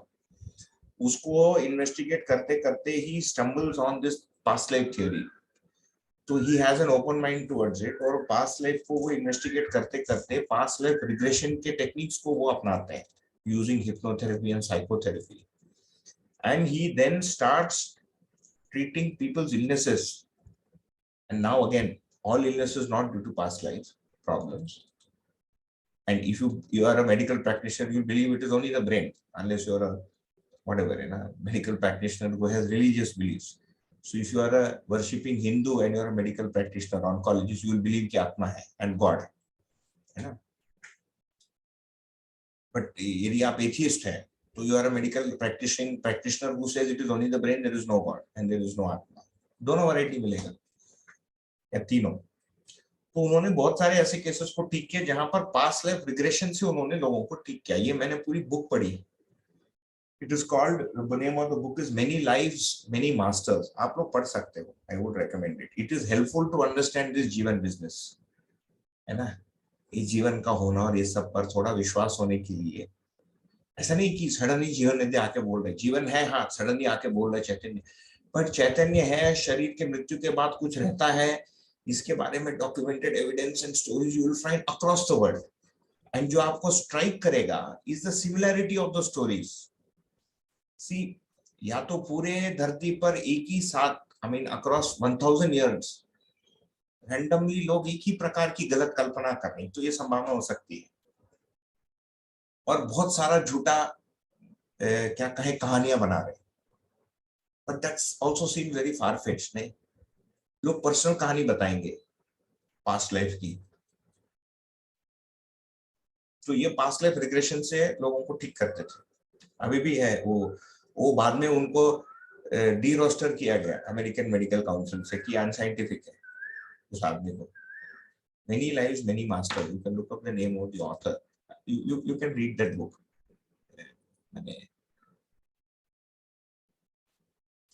भैया जी, फिर ऐसा कहना ठीक है कि जीवन में भी शरीर को स्वस्थ करने की ताकत है? हाँ बिल्कुल, एडवांस्ड माने 2 विधि से होगा। जैसे अभी हम समझते हैं ना कि शरीर में दिक्कत हुई है तो प्राण कोशिकाओं में कुछ दिक्कत आई है तो सेल्स में चीजें ठीक होंगी तो ही ठीक होगा। तो अभी जैसे बात करने से इतना निष्कर्ष निकल रहा है कि शरीर को भी कोशिकाओं से भी सही करना है, और साथ में जीवन में भी वो ताकत है कि वो उसको ठीक करने के लिए सहयोगी है। नहीं बिल्कुल ठीक है, बट वही ये जो साइकोथेरेपी है, हिप्नोथेरेपी है, ये सब में अच्छा कोई बोल रहा है साउंड इंक्रीज करो, साउंड कम है क्या? मैंने वो लिंक भेजा, his name is Brian Weiss, वो डॉक्टर लिखते हैं बट वो डी-रोस्टर हो गए थे। मेरी हाँ भैया, मेरे को पता नहीं यहाँ पे आपकी आवाज बहुत धीमी आ रही भैया। हाँ जी, साउंड बराबर है सर जी। ठीक ठीक, पता नहीं सर, मैं बॉम्बे में हूँ लेकिन या तो यहाँ बारिश हो रही है इस वजह से, आई डोंट नो। हाँ ये हो सकता है, बॉम्बे में बारिश के कारण साउंड। थोड़ा बारिश इधर भी भेजिए। तो मुझे थोड़ा एनर्जी हिलिंग का बारिश हो रही है सुबह से बहुत बारिश है यहाँ पे तो। हाँ जी, हेलो सर जी, मुझे थोड़ा एनर्जी हीलिंग का शेयर करना है। हाँ बोलिए। मैं कंप्यूटर इंजीनियर हूँ और मेडिटेशन प्रैक्टिस करता हूँ 95 से। हाँ जी। तो हम लोग मेडिटेशन सिखाते हैं और हीलिंग करते हैं, जैसे रेकी होती है उस टाइप से हमारे गुरु का खुद का सिस्टम है। तो उसमें बहुत अच्छे रिजल्ट मिलते हैं कि जैसे मूल ऊर्जा है वो हमारे बॉडी से बहती है सापेक्ष ऊर्जा बनके, और पेशेंट के चक्र में जाके वो काम करती है, तो उनके माइंड को भी पीसफुल बनाती है और बीमारियां भी बहुत फास्ट ठीक होती है। मैं 27 इयर्स से हीलिंग करता रहा हूँ। बाद में भी जीवन विद्या में आया तो मैंने सोचा अभी घोड़े को ठीक नहीं करना है, अभी जो लोग मेडिटेशन सीखेंगे उनको ही हीलिंग करूंगा। अब तक मैं क्या है, सबसे बॉडी को ट्रीटमेंट करता था, लेकिन अभी मैंने सोचा कि अभी बॉडी पे काम नहीं करूंगा, जो लोग मेडिटेशन करेंगे खुद मेहनत करेंगे उनके ऊपर काम करूंगा। बिल्कुल वही तो मन से रिलेटेड यदि आप देखेंगे कुछ तो पास्ट लाइफ का मामला है, तो past life regression again is a very difficult science to define, but people got results and it can be negated. But वो वाले पार्ट को देखेंगे तो उसका प्रभाव, जिसको अभी मॉडर्न टर्मिनोलॉजी में कॉन्शियसनेस बोलेंगे, दर्शन टर्मिनोलॉजी में उसको चित्त कहेंगे, किसी को somebody has to mute, उसको चित्त कहेंगे है ना। तो चित्त में जो इम्प्रेशंस हैं, जो डीप सीटेड इम्प्रेशंस हैं, जो हमारे उससे कई बार लोगों को बीमारियां होती है ना। And lot of people have found and studied कि कैंसर भी, लाइक आई सोल्ड कैंसर का एक केस बताया। तो एंड माने because we are on the subject and थोड़े खुले मन से हम इसको देख रहे हैं, कुछ बीमारियां और कुछ दुर्घटनाएं पारलौकिक प्रभाव के कारण भी होता है। It is not really mumbo jumbo. मैं स्वयं भी कुछ चीजों को देखा हूं and we stay away from those stories because उसका कोई प्रमाण नहीं है, there is no way to study it, but ये प्रभाव तो होता है। बिकॉज जीवन है तो फिर शरीर मरने के बाद भी जीवन है, शरीर सहित जो जीवन का प्रभाव है वो शरीर मरने के बाद भी प्रभावित करता ही है। ये आंखों में दिखता नहीं, इंस्ट्रूमेंट में आता नहीं, कैलकुलेशन में आता नहीं, ऑब्जर्वेशन में आता नहीं, इसीलिए इसको मेथोडिकली प्रैक्टिस करना पॉसिबल नहीं है यूजिंग करंट सिस्टम्स। तो to summarize this fast discussion, so ताकि हम लोग आगे बढ़े, तो एक डेफिनेटली एक तो दिखता है कि जीवन आधारित पूर्व मैंने जीवन का प्लस अभी के जीवन का इंप्रेशन जो मानसिकता में है, तथा जो पारलौकिक प्रभाव है ना। सो this is a conscious effect on the body and मन की स्थितियों के अनुसार शरीर के अनेकों भाग में रोगों को पहचानना, तो मन की उस स्थिति को शांत करने से शरीर की उस स्थिति को ठीक कर पाना। एक तो ये है। इसमें जैसे अभी भाई साहब ने अभी कहा कि हीलिंग, मैंने भी सुना है रेकी तो लॉन्ग डिस्टेंस भी होता है ना, कोई सिटी टू सिटी भी रेकी कर रहा है ना, अक्रॉस 1000 किलोमीटर्स। सो हाँ होता है, मुझे भी पता है, कर सकते हैं। वही तो फिर बढ़िया। मैं आप अपना नंबर छोड़िए, चैट बॉक्स में आपको कॉल करता हूँ, मेरा भी कुछ ठीक करना, बाल बाल हाँ ठीक है, ओके सर। हाँ नहीं, मैं अभी हीलिंग मैंने बंद कर दिया, आप मेडिटेशन करोगे तो मैं हेल्प करूंगा। अच्छा ठीक है ना, आपसे अलग से बात कर लेंगे। मैं मानता हूं कि ये सब जो कर रही है मेडिटेशन ही है, अलग anyway meditation is a different topic, हम उस पर आगे बात कर लेंगे। तो एक तो ये प्रभाव है जो conscious effect on the body या ऑर्गन, एक ये सेट है ना। द सेकेंड इज शरीर को ठीक करना। तो शरीर को ठीक करने के लिए we are saying there are 3 broad medical systems available. एक प्लांट बेस्ड मेडिसिन है ना, दूसरा molecular based medicine, and third if you see जो homeopathic medicine है which is dilution based approach. Diagnostics if you see तीनों systems का अलग है ना। तो एक में तो there is a lot of data, usage of instruments and pathology which is chemical reports, जो allopathy का है, which is a very sound, and allopathy's biggest strength is its predictability and repeatability. Every allopathic doctor will hardly make a margin of error in most standard मतलब elements and give the same kind of medicine which will work in the same kind of वे, क्योंकि उसका molecular weight तक calculated है। 2 mg का दवाई देंगे है ना, 500 mg का दवाई देंगे, कोई 10 mg का दवाई देंगे, ये फिक्स्ड है। तो इसकी तीनों सिस्टम्स की अलग अलग स्ट्रेंथ्स हैं, अलग अलग इनकी I would not call it weaknesses but limitations हैं। इसको पहचान कर होलिस्टिक माने या इंटीग्रेटेड है ना मेडिसिन की बात की जा सकती है। And at an individual level एक व्यक्ति को क्या करना है, ये शिक्षा का भाग तथा हमारे दिनचर्या का भाग होने से स्वास्थ्य संयम ठीक होता है। कुल मिलाकर जो समरी है वो अपना ऐसे बनता है। आगे बढ़ते हैं उत्पादन कार्य या प्रोडक्शन सिस्टम। तो बहुत क्लियरली इसमें ये बताया जा रहा है कि भाई प्रोडक्शन का मतलब हम भौतिक वस्तु मतलब प्रकृति या नैसर्गिकता मतलब पदार्थ अवस्था, प्राण अवस्था तथा जीवावस्था पर जो श्रम करते हैं इसी को हम माने इसको कार्य कहेंगे, है ना। ये जो है वर्क या ऑक्यूपेशन, और उसके बदले में जो प्रोड्यूस मिलता है उसका नाम है उत्पादन। कार्य से प्राप्त वस्तु का नाम है उत्पादन। ठीक। अब बहुत ही प्रारंभिक क्रम में जब मानव इस धरती पर था या कम से कम 200-300 वर्ष पहले तक ये डेफिनेशन लागू होती थी। आज के दिन यदि कार्य को देखेंगे तो सर्विस सेक्टर एक बड़ा हो गया, बैंकिंग में कुछ लोग फोन कॉल सेंटर पे ना आपका फोन में सिग्नल गायब हो जाता है, आपका डेटा पैक खत्म हो जाता है, आप किसी को फोन करो, आप किसी शहर में जा रहे हो तो आप वहां पर कॉल करके बोल दो मैं होटल में 3 बजे पहुंचूंगा, आपको रिसीव करने के लिए एक आदमी गाड़ी लेके आ जाते हैं। तो कार्य का क्षेत्र if you see in today's world बहुत कॉम्प्लेक्स हो गया। एंड आगे जाके maybe 1.5 years from today जब हम अर्थशास्त्र बुक में पहुंचेंगे, maybe 2 years from now, हमारी लंबी अध्ययन शिविर है ना, बिकॉज आराम से चलने वाले हैं, because we only have 4 hours every weekend. अर्थशास्त्र में जब पहुंचेंगे we will talk more of आज का system, so we have 2 years to get there. But यहाँ परिचय शिविर के संदर्भ में यदि देखेंगे तो ये कार्य कहलाएगा, विच मीन्स की बात करना फिर ऑक्यूपेशन या व्यवसाय नहीं माना जाएगा। जैसे मैं आपसे बात कर रहा हूँ, so this is not part of वैद्य ऑक्यूपेशन, है ना। So many jobs that are there today, ये सब रिस्क में आ जाते हैं इन दिस डेफिनेशन। उसको हैंडल कैसे करना, कैसे समझना, हम अलग से चर्चा करेंगे जब अपने अध्ययन या हमारे लाइफ डिसीजंस को लेकर हमको जब कुछ इफ समबडी जैसे आप में से यदि कुछ लोग दर्शन के अध्ययन के क्रम में अपने व्यवसाय को परिवर्तित करने का सोच रहे हैं तब हम उस चर्चा को करेंगे। यदि कोई सोच नहीं रहा तो उस चर्चा को करने की कोई आवश्यकता नहीं है, या किसी को खराब लग रहा है कि मैं ये काम कर रहा हूँ है ना, ये पैसा ले रहा हूँ, तो भी हम उस बात को कर सकते हैं। उस चर्चा को खुले मन से करेंगे, एक खुली चर्चा करेंगे उस पर।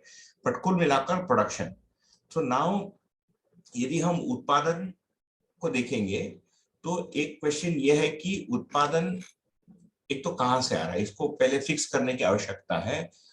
तो ये उत्पादन प्रकृति से हो रहा है ना, प्रकृति में कुछ ना कुछ प्रोडक्शन हो ही रहा है। उस सिस्टम में जब मानव जुड़ के उसको स्पीड अप करने का प्रोसेस देखता है या अपने मन अनुसार करने का कोशिश करता है तब हम उसको व्यवसाय या एग्रीकल्चर बोलेंगे, है ना। तो हम जंगल में गए, पहले से एक फल लटका था, मैं तोड़ के खा लिया तो मैंने उसको उत्पादन नहीं किया, केवल संचय किया, मैंने कलेक्ट करके खा ली तो मेरा हो गया फल। उसके पहले वो उस पेड़ में लटका था, it was nobody's, right. But उस पौधे को लाकर मैं घर पे रखता हूँ और उसको ठीक करके मैं उसमें आम, तो वो फिर मेरा उत्पादन कहलाए, कर रहा है प्रकृति उसको। तो जो मेन जो इशू हमको समझने के लिए है, भ्रम से मतलब थोड़ा मुक्ति के लिए, वो आम का पेड़ मेरा नहीं हुआ है, तो मेरा ही मानव के समाज के अर्थ में मेरा हुआ है, बट फाइनली देखें तो प्राकृतिक है। मैं कितना भी आम का पौधा लगा दूं, if it refuses to bear fruit, मैं कुछ नहीं कर सकता, है ना। यदि वो फल आता ही नहीं उसमें से, हम कुछ नहीं कर सकते। तो हमारी कहां तक वो है इंटरवेंशन है, प्रकृति में जो उत्पादन हो रहा है, इसमें प्राण अवस्था में ही उत्पादन होता है, पदार्थ में तो कोई उत्पादन होता नहीं है ना। पदार्थ इज नॉट मल्टीप्लाइंग, हम आगे देखेंगे पदार्थ का धर्म अस्तित्व धर्म है ना, प्राण का धर्म पुष्टि धर्म, तो मल्टीप्लिकेशन हमको प्राण अवस्था में ही दिखेगा। आगे प्रकृति के अध्ययन में हम देखेंगे उसको। तो उसके नियमों को पहचान कर उसके लिए अनुकूल कंडीशंस को पैदा करना, ये मेरी मतलब वो है भाग मतलब योगदान उस प्रोसेस में। तो उसका पानी हवा तो हम दे नहीं सकते, सूरज से बताना रखना कब बोना है, कौन से सीजन में क्या आता है, इसकी समझ मनुष्य ने विकसित की है एग्रीकल्चर के द्वारा। बट कहीं ना कहीं हम भूल जाते हैं कि ये हो रहा है प्रकृति से, हमको लगता है कि मैं पैदा कर रहा हूँ। फिर उसको कितना मॉडिफाई करना है इसको फिर हम डिसाइड नहीं कर पाते, जैसे जेनेटिक मॉडिफिकेशन हो गया सीड्स का, ठीक, या uses of chemicals and fertilisers हो गया, उस पर हम थोड़ा सा आएंगे। बट कुल मिलाकर यदि हम देखेंगे तो हम केवल पौधे को बोते हैं, क्योंकि प्राइमरी सोर्स ऑफ न्यूट्रिशन मनुष्य के लिए अभी भी प्लांट्स ही है, it is not animal yet, unless you are living in Alaska और समथिंग, यहाँ पर केवल है ना सील का मीट खा रहे और ये सब खा रहे हैं। बट अदरवाइज मनुष्य मैंने grains and fruits and vegetables कम से कम आज के परिप्रेक्ष्य में तो खा ही रहा है। तो हम केवल बो रहे हैं, हम भोजन को समेटते हैं, उसको संग्रह कर लेते हैं, उसको सुरक्षित कर लेते हैं। जैसे गेहूं को मैंने बोया तो प्रकृति में गेहूं का उत्पादन होता है, उसको मानव ने पहचाना है। तो कई बार हम ये भी एक मिस्टेक कर लेते हैं, बहुत सारे हेल्थ मूवमेंट में कई सारे ऐसे पैथीज हैं, I will not take the names. ऐसा लगता है कि प्रकृति में जो होता है उसी को मानव को खाना। एक्चुअली प्रकृति में एग्रीकल्चर होता ही नहीं है ना, फल बहुत सारा जंगल में होता ही नहीं, वो बंदर के योग्य ही, मनुष्य के योग्य नहीं है। So human being is not an animal. कई बार हम भोजन के बारे में सोचते सोचते वहां पहुंच जाते हैं कि मानव केवल फ्रूट खाएगा और दाल रोटी नहीं खाएगा और दूध नहीं पिएगा। जो भी, दूध को हम छोड़ देते हैं because it's another difficult topic to deal with. परंतु मानव ज्ञान अवस्था की क्या है, मतलब अकल लगाएगा। बंदर और मेरे में अंतर क्या है, बंदर इज लिमिटेड टू उसको प्रकृति से क्या मिलता है, मैं सोच के उसको बढ़ा सकता हूँ और उसमें मैं समय बचा सकता हूँ, तो मुझे तो करना ही पड़ेगा वो। मेरे घर के बगल में मैं पपीता का पेड़ लगाऊंगा ताकि मेरे को 2 किलोमीटर दूर नहीं जाना पड़े। फिर मैं बीजों को ऐसे जोड़ के देखूंगा जिससे पपीता मेरे को 8 महीने मिले compare to only 3 months.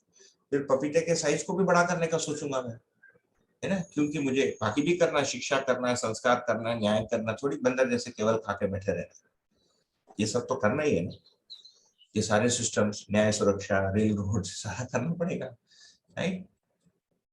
So agriculture is a necessity humans के लिए, और जहाँ इरिगेशन हो सकता है हम करेंगे, है ना, पानी को कुछ बोर लगाएंगे, पाइप से पानी नदी से लाएंगे। हम ये नहीं बोल सकते कि जहाँ नदी का पानी पहुंचता है वहीं पर खेती करो, कुछ इरिगेशन कैनाल तो बनाना ही पड़ेगा। बट ये करेंगे कैसे, प्रकृति का पूरा जो सिस्टम है उसको समझते हुए, उसमें लार्ज स्केल असंतुलन न पैदा करते हुए करना पड़ेगा। कुल जो चीज हमको समझ में आती है प्रकृति के अध्ययन से, है ना। तो यदि हम देखेंगे तो उत्पादन के 2 भाग हैं, ठीक। एक तो क्या उत्पादन करना है, ठीक, दूसरा कैसे उत्पादन करना है। तो अभी यदि हम देखेंगे तो क्या उत्पादन करना, ये अभी मानव ने अभी ठीक से तय नहीं किया है, क्योंकि उत्पादन का उद्देश्य अभी तय नहीं। एक तो जो खाद्य पदार्थ है, खाने के जो पदार्थ है, ये शरीर के लिए अनुकूल संवेदना जितने वैरायटी से हो सकता है उसके दृष्टि से बन रहा है एक। दूसरा अर्थशास्त्र की दृष्टि से बन रहा है, क्योंकि नया नया प्रोडक्ट बनाकर बेचने से ही कंपनी सक्सीड हो सकती है, सैलरी मिल सकती है और पैसा अधिक बढ़ सकता है। तो ये 2 चीज एक्चुअली डिसाइड कर रहे हैं कि क्या उत्पादन हो रहा है। For example package foods. अब पैकेज फूड आपको कब चाहिए, आप कहीं यात्रा में जा रहे हो, आपको किसी पहाड़ में ट्रेकिंग जाना है, आप अंटार्कटिक एक्सपीडिशन में चले गए तो पैकेज फूड है। जब आपके घर में चूल्हा है और बगल में भोजन मतलब सब्जी मिलती है तो उसको पैकेज करने की क्या आवश्यकता है। इसके लिए सरकार ने लैब बनाए। मेरे ससुर रिटायर हुए, central food technological research institute CFTR है मैसूर, वहां से रिटायर। तो ये जितना पैकेज फूड बनता है वहीं पर आविष्कार होता है।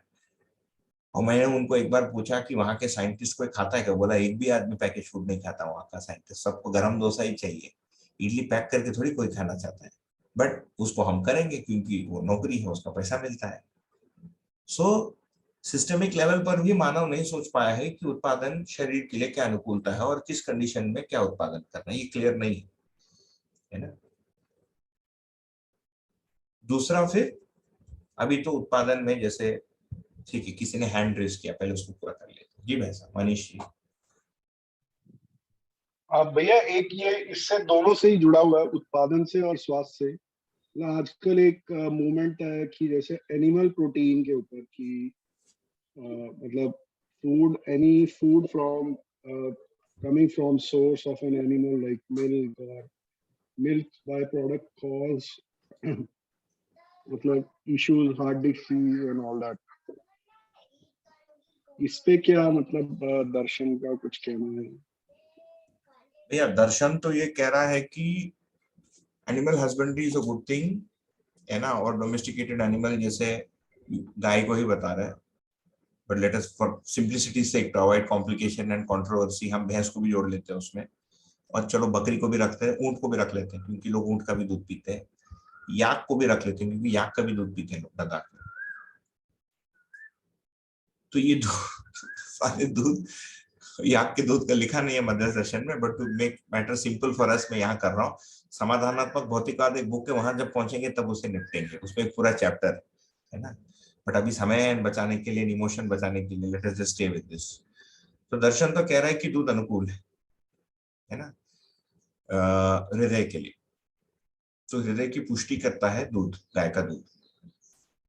अब उसमें देशी गाय का दूध, देशी गाय का दूध आएगा A1A2 प्रोटीन, तो दैट इज अ झंझट है ना। I'll stay away from that because उसका भी scientifically there is no proof and there is nothing called A1A2 scientifically, है ना। And it is a myth कि जो जहां होता है वो सारा A2 ही है। कई जगह A1 भी मिलता है, A2 भी मिलता है, लोकल पॉपुलेशन में भी, हाइब्रिड में ही मिलता है, ऐसा नहीं है। So lot of the discussion on milk is also emotional driven। Animal protein से दूर रहने वाला, देखिए मैं ऐसे लोगों को पहचानता हूँ, जैसा हमारे एक मित्र हैं, वो दूध ही नहीं पीते क्योंकि उनको लगता है दूध, वो भी दो कारण ना, एक तो हेल्थ को समझने के कारण कि भाई लॉजिक से आता है। देखिए everything has some logic at the back और सम इमोशन, दो ही चीज बनता है मनुष्य में। एक लॉजिक क्या है कि कोई भी दूसरा एनिमल दूसरे एनिमल का स्पीशीज का दूध पीता है, वो अपने ही माँ का दूध पीता है, तो मनुष्य को पीने की कोई जरूरत नहीं। एक लॉजिकल है, इट साउंड्स फाइन, है ना, कि भाई एक बच्चे को माँ का दूध मिले, 2 वर्ष मिले, 3 वर्ष मिले, किसी बच्चे को मिलता ही नहीं, वो पी नहीं सकता है, माँ को दूध ही नहीं हो पा रहा है, तो ठीक है, तुम सोचो जब मिल रहा है तो तुमको सप्लीमेंट करने की क्या जरूरत है और जिंदगी भर पीने की क्या जरूरत है, होता ही नहीं।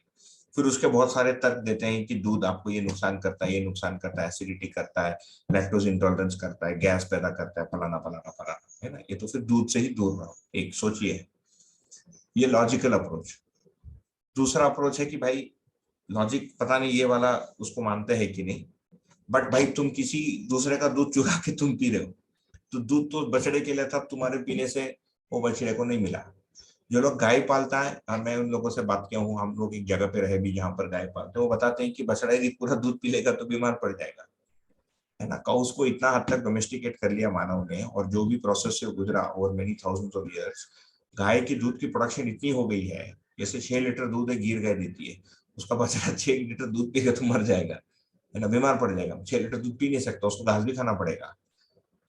तो फाइनली डोमेस्टिकेटेड एनिमल्स के साथ मनुष्य को उनके नियमों को पहचान कर उसके साथ करना पड़ेगा। एक फिर इसके भिन्न कुछ तर्क या ज्ञान चाहिए ये प्रूव करने के लिए कि इस दूध को पीने से उसको लाभ होता है और क्यों उसको पीना चाहिए, उस तर्क को देना पड़ेगा, ठीक है ना।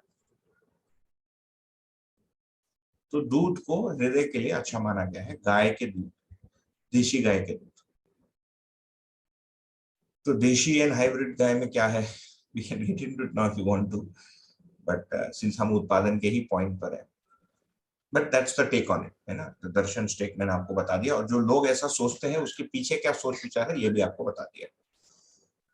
फिर कुछ लोग है तो फ्रूटेरियन बोलते हैं, वो आपको बता रहे, चिड़िया जैसा है आदमी, कोई भी चिड़िया या एनिमल ग्रेन नहीं खाता, इसलिए आदमी ग्रेन ही नहीं खाएगा केवल, और दूध तो पीना ही नहीं है, तो आप क्या खाएंगे, केवल फल और सब्जी खाएंगे, जैसे जिराफ या हाथी खाता है। उसका और एक एक्सट्रीम आएगा कि कुकी मत करो, रॉ ही खा लो। आप मॉडर्न मेडिसिन को पूछेंगे, वो बोलेगा कैरेट को कुक किए बिना उसमें बीटा कैरोटीन बनता ही नहीं, ठीक है ना। तो केंद्र में हमको मनुष्य के अध्ययन को रखना पड़ेगा कि मानव ज्ञान अवस्था की इकाई है।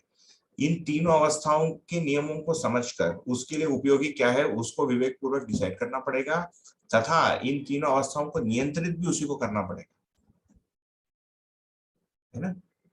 Basic positioning with nature fix होना पड़ेगा फर्स्ट, वो ज्ञान अवस्था की इकाई के नाते ही होगा, ठीक है ना।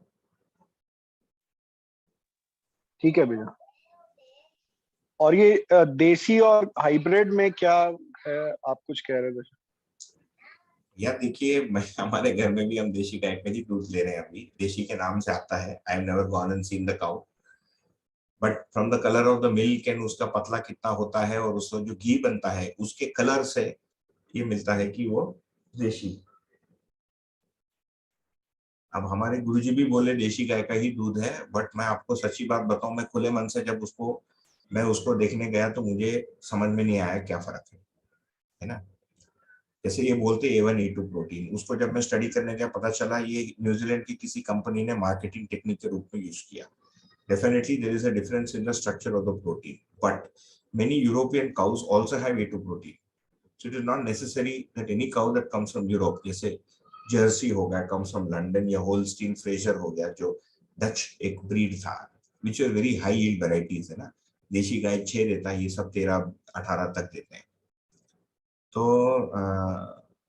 उसमें बताते हैं कि कोई एक एंजाइम होता है, बीसीएम कुछ नाम देते हैं, जो हमारे शरीर में नहीं होता है, इससे वो सिंथेसाइज में होता है, उसका प्रोटीन, केसीन एक प्रोटीन होता है और एक प्रोटीन होता है ना उसमें काऊ में, तो वो जो प्रोटीन है वो सिंथेसाइज नहीं कर पाता हमारा body, which could be the case because आपने हाइब्रिड कर दी, वो यहाँ मेट करके अलग हो गया, तो हो सकता है कि जर्सी का दूध वहां के लोगों के लिए ठीक था और हमारे लिए यहीं का दूध। But if you study it chemically, there is no मतलब definitive answer for it।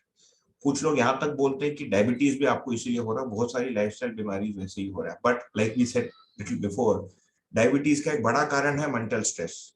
तो जिसको डायबिटीज हो रहा है वो देशी, वो है जर्सी के दूध से हो रहा है ना। जर्सी मतलब हाइब्रिड, विदेशी, क्योंकि होल्स्टीन फ्रेजर भी है, जबकि जर्सी इज वन टाइप।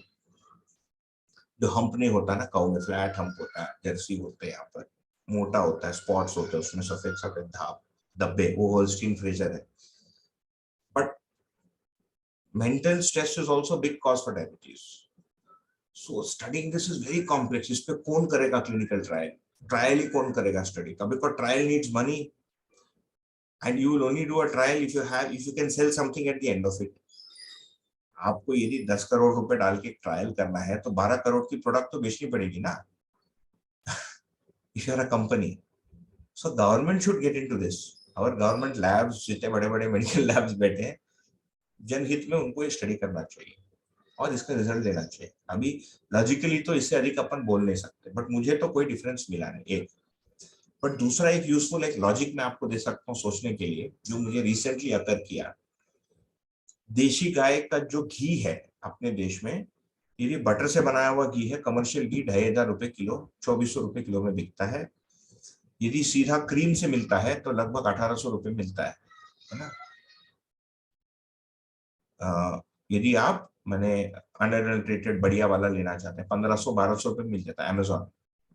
यदि आप लोकल कंपनी से खरीदते हैं तो 500, 600, 450 से भी शुरू होता है, बट लोग बोलते हैं उसमें एनिमल फैट भी है, right. So now you have milk made, ghee made from Jersey or Deshi, either from cream or from butter. So 4 varieties हो गया।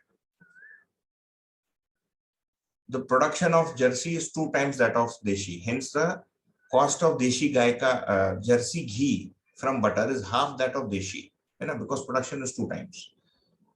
But it suddenly occurred to me few months ago कि जब आप butter बनाते हो या cream बनाते हो तो प्रोटीन तो वैसे भी निकल गया, केवल फैट बचा। तो supposed problem with the Jersey milk is a protein. आपका शरीर उसको सिंथेसाइज नहीं कर पाता है, मान लेते हैं, प्रोटीन तो निकाल दिया आपने, बचा हुआ फैट है। सो व्हाई पे 2 to 3 टाइम्स फॉर देशी गाय का फैट, है ना। इस तक में आंखों में रुक गया, इससे अधिक मैंने उसको स्टडी नहीं किया। तो उसके बाद फिर मैंने घर में नियम बनाया, यदि भोगना है आपको, मैंने भोगने का मतलब मजा मारना है, पनीर खाना है, रबड़ी खानी है ना, गाढ़ा आपको वो खाना है, खीर खाना है, और गाजर की हलवा पराठी भी आपको घी में सेक के खानी है ना। जो शहरी आदमी करेगा, गांव में कभी लोग करेंगे, इतना पैसा होता ही नहीं, इतना दूर ही नहीं रहता है खाने के लिए। So use Jersey because you got rid of the protein. Why pay 3 times for the same fat, right. उसमें बटर से बनाया हुआ या क्रीम से बनाया हुआ, that you have a choice. उसमें जो फील्ड के जानकार लोग हैं, जैसे I mean if you want to buy things commercially, हमारे पर्सनल हित के रूप में मैं बोल रहा हूँ, जैसे Amul ghee is very safe. पूरा स्टडी करके जो लोग बिल्कुल उसमें एक्सपर्ट है वो बोलते हैं अमूल का सबसे सेफ है, क्रीम से बना हुआ। मैं क्या करता हूँ, हमारे लेन में बहुत सारी डेयरी है, उनसे मैं बटर ले लेता हूँ जर्सी का ही, उसको गर्म करके घर में घी बना लेता हूँ। Because you can not adulterate butter, if you adulterate it also heat करने से उसको घी तो बनना पड़ेगा, आंख के सामने दिखता प्रोसेस। So simple. तो आप जहां रह रहे हैं, यदि आपको बटर मिलता है, you are better off heating that to make ghee at home. और उसका गंध भी अच्छा आता है और वो लिक्विफाई भी होता है। उसका पहचान ये है कि नीचे एक सॉलिड लेयर होगा और ऊपर एक लिक्विड लेयर होगा। वही चीज यदि आप देशी गाय का घी लेते हैं तो आपको 3 गुना पड़ेगा कॉस्ट। तो मुझे बटर मिलता है 600 रुपए किलो में, और लगभग 750 किलो में मेरे को घी बन जाता है, बटर का घी जर्सी। इसको मैंने देखा अमेजोन से खरीद के, तो 1800 रुपए में पड़ रहा था, घर में 750 का आ रहा है। तो ये उत्पादन क्या करना है, sometimes is not a very easy answer, but we are not getting into this level of detail अभी सिस्टम लेवल पे।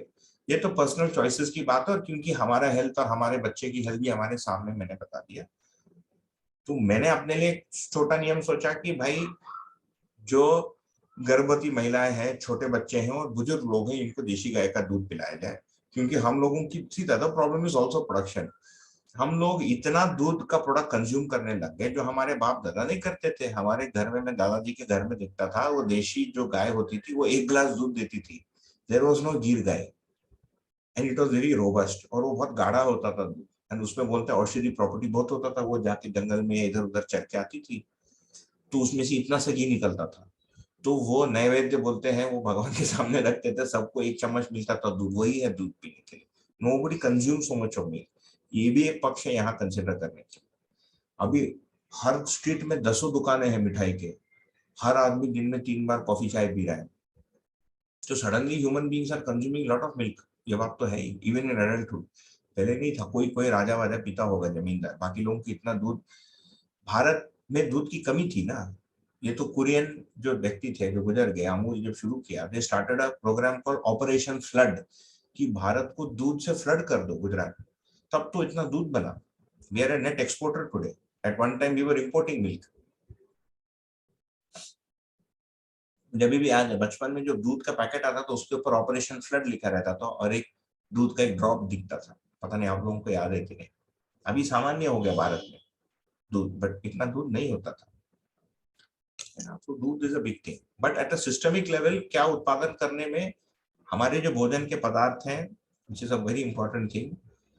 2 things like missiles and bombs, इसकी आवश्यकता है कि नहीं ह्यूमैनिटी के लिए, ये सोचने का एक मुद्दा है ना। या बंजी जंपिंग का एक रोप, या मॉल में एक एंटरटेनमेंट जोन बच्चे के लिए, do you really need to produce this, keeping in mind जीवन एंड मानव लक्ष्य। If you leave that then जरूरी है, क्योंकि संवेदनाओं की तृप्ति के लिए आवश्यक है, मजा आता है बच्चों को। तो उसकी क्लैरिटी हमको हो, बाकी फिर सिस्टम में वो कब जाए ना जाए एक अलग होता है। ये हम अपने जागृति के अर्थ में बात करें। दूसरा, उसको प्रोडक्शन करने का जो प्रक्रिया है, प्रोसेस है, वो कैसे होगा। तो नियमों में प्राकृतिक नियम को हम समझेंगे तो प्रकृति में दिखता है कि एक चक्रीय क्रम है ना, नथिंग इज वेस्टेड। मतलब पेड़ का पत्ता नीचे गिरता है तो पुनः माने मिट्टी में बदल जाता है, ऐसा नहीं कि वो प्लास्टिक जैसा रह जाता है। तो एक चक्रीय क्रम है, एक पूरकता भी दिखता है ना, कि पेड़ और पौधा दोनों एक दूसरे के लिए पूरक हो जाते हैं। एंड लाइक आई सेड, मनुष्य डम नहीं है। तो जहां उर्वरक जमीन नहीं है, अनुर्वरक जमीन है, उसको उर्वरक कैसे बनाना, फर्टाइल कैसे बनाना, उस प्रोसेस को समझ के उसको स्पीड अप कर सकता है। क्या फर्टिलाइजर केमिकल फिर हम बिल्कुल बंद कर दें? देखिए, दर्शन में तो लिखा है बंद कर दो, भौतिकवाद बुक में लिखा है। प्रैक्टिकली आप देखेंगे तो अभी श्रीलंका में इकोनॉमिक क्राइसिस हुई, जो उनके प्रेसिडेंट है राजपक्षा, कहीं से तो ऊपर लहर आ गया, बोल दिया Sri Lanka will become totally organic. ये नहीं सोचा कि उसका रिप्लेसमेंट कैसा होगा, सडनली ऑर्गेनिक को बंद कर दिया। They are saying that is one of the reasons for this economic crisis. आप पेपरों में पढ़ते होंगे, सिविल वॉर जैसे हो गया है। मतलब उनके पास पेट्रोल खरीदने का पैसा नहीं है,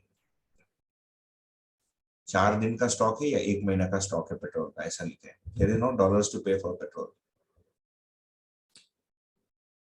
सो systemic implementation is not that simple. हमारी पर्सनल स्वीकृति क्लियर हो जाए, कई बार डालना पड़ता है ना। फिर आप कितना फर्टिलाइजर डालेंगे ये आपको सोचना पड़ेगा।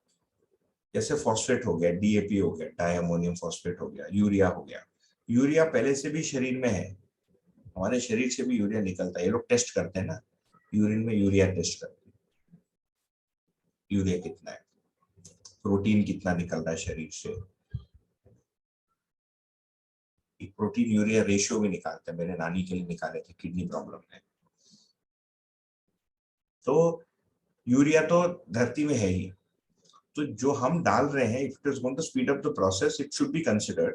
इसमें प्रॉब्लम क्या है? 2 प्रॉब्लम आता है फर्टिलाइजर में। एक तो अज्ञान, जो डालने वाला आदमी उसको ये नहीं पता कि कितना डालना है। दूसरा लाभ, वो जल्दी में पूरा करना चाहता है, और फर्टिलाइजर कंपनी का जो रिप्रेजेंटेटिव वो ज्यादा बेचना चाहता है। जो पंजाब की आज प्रॉब्लम हो गई कि सारा भूमि खारा हो गया, एसिडिक हो गया, and nothing is growing there, and cancer बढ़ गया because of heavy use of pesticides and fertilizer. तो यूरिया की कोई तो इंटरमीनिंग स्टेज में यूरिया की कोई साइकिल को पहचानना पड़ेगा कि फर्टिलाइजर कितनी देर में उड़ जाता है, कौन से स्टेज में डालने से वो मैंने प्लांट में रहकर जितना लेना प्लांट नाइट्रोजन मान लीजिए करता है, नाइट्रोजन हमने डाला तो नाइट्रोजन फिक्स होकर कितना प्लांट लेगा और बाकी कितना उड़ जाएगा। कोई विशेष फंगस आ रही है और खत्म कर रहा है तो then you need an fungicide. वो फंगिसाइड डालने के कितने समय में प्लांट से उसके ट्रेसेस खत्म हो जा रहे हैं। So now there is a trend called zero residue farming which tries to use fertilisers and chemicals intelligently at that stage of the life cycle, ताकि आपके कंजम्पशन के टाइम में वो आपको ना मिले। These are all approaches. I am not saying for and against, but एक practical example हमारे सामने है ना, श्रीलंका बैठ गया पूरा ऑर्गेनिक होने को। सिक्किम में बोलते हैं सारा ऑर्गेनिक फार्मिंग हो गया, बट सिक्किम में लैंड अंडर एग्रीकल्चर कमी है, पहाड़ी इलाका है। तो ये तो एक बात है ही, क्योंकि प्रोडक्टिविटी उसमें कम हो रही है ना, नेचुरल। तो only few people can afford the kind of organic farming practices that today. जो अमीर आदमी है वही ऑर्गेनिक खा सकता है। You can not feed the masses, लोग मर जाएंगे। दूसरा, हम लोग इतना वैरायटी खाने के अभ्यस्त हो गए कि हमको 12 महीने इतना सारा चाहिए और क्वांटिटी भी बढ़ गया। मेरे पिताजी बोलते जब छोटे थे, और ये जमीन लैंड ओनिंग फैमिली थी हमारी, 3 एकड़ जमीन थी, बाकी लोगों के पास वो भी नहीं है, तो गरीबी सोचिए कितना है। मैं इसीलिए इन चीजों को रख रहा हूं ताकि हम आदर्शवादिता से दूर रहें, नहीं तो कई बार हम इस चक्कर में एक आइडियलिस्टिक अप्रोच में चले जाते हैं, विच इज नॉट प्रैक्टिकल। तो मेरे पिताजी बोलते हैं सब्जी मिलता ही नहीं था, भिंडी और बैगन 2 चीज होता था घर में, कई बार सूखा पड़ जाता था, कुछ नहीं होता था। तो जो सांबर होता है, जो एक दाल का एक होती है ना साउथ इंडियन सांबर, उसमें 2-3 टुकड़ा मैंने ये गोभी या आलू कुछ मिल जाता था। आलू नहीं खाते थे उनके घर में मान्यता के कारण, तो बैगन या भिंडी मिल जाता था, वही सब्जी थी 2-3 टुकड़ा। अभी हमको एक टाइम पे एक आदमी को 1 पाव सब्जी चाहिए रोटी के साथ, नहीं तो उसको पेट नहीं भरता, मन नहीं भरता है। एंड जनसंख्या तब से 3 गुना हो गया, आदमी का कंजम्पशन 2 गुना हो गया। So by factor of 6 you need production.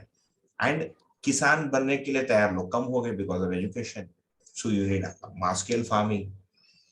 So we have to understand that the system that we see today is actually a response to a particular need in human beings. कई बार क्या होता है हमारे समीक्षा में, we start a blame game। तो हम जीवन विद्या शिविर कर लिया तो आप आए सब गलत, ऐसा नहीं है। You are also consuming the same system. जो सिस्टम बनी है किसी मानसिकता का प्रकाशन है तथा किसी कंडीशन के रिस्पॉन्स में वो बना। यदि मानव पहले से ऑर्गेनिक खेती करते हुए सुखी होता तो ना पढ़ लिख के आता, ना बैंक में काम करता, वहां कुछ तो झमेला हो गया। यदि जॉइंट फैमिली पहले से बढ़िया थी तो टूटता ही नहीं, उसमें झंझट है तभी तो टूटा, तभी तो न्यूक्लियर फैमिली बनी। वो हमको समझना पड़ेगा। उत्पादन है ना, कैसे उत्पादन करना है।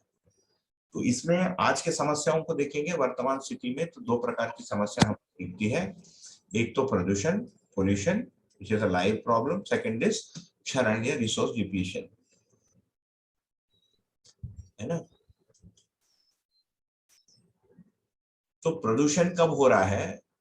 प्रदूषण ये लास्ट लाइन में लिखा है कि हम ऐसी कोई चीज बना रही है जो प्रकृति के चक्र में नहीं लौट पा रहा है या दीर्घकालीन रूप में बहुत लेट लौट रहा है। जैसे हमने थर्मोकोल बना दी, वेरी यूजफुल, बट दे से it takes 300 years to degenerate, है ना। Now but thermocol came up in response to sending fragile goods over long distances। तो मुझे यहाँ बैठ के टीवी देखना, टीवी बन रहा है चाइना में, तो थर्मोकोल में आना ही पड़ेगा उसको, या तो टीवी देखना बंद करो, स्क्रीन ही गायब कर दो, तो थर्मोकोल की जरूरत नहीं पड़ेगी। तो केवल थर्मोकोल पे चिल्ला का फायदा नहीं है, उसकी पूरी लाइफ साइकिल को समझनी पड़ेगी, कैसे पैदा हुआ वो, फिर उसके विकल्प को सोचना पड़ेगा, है ना।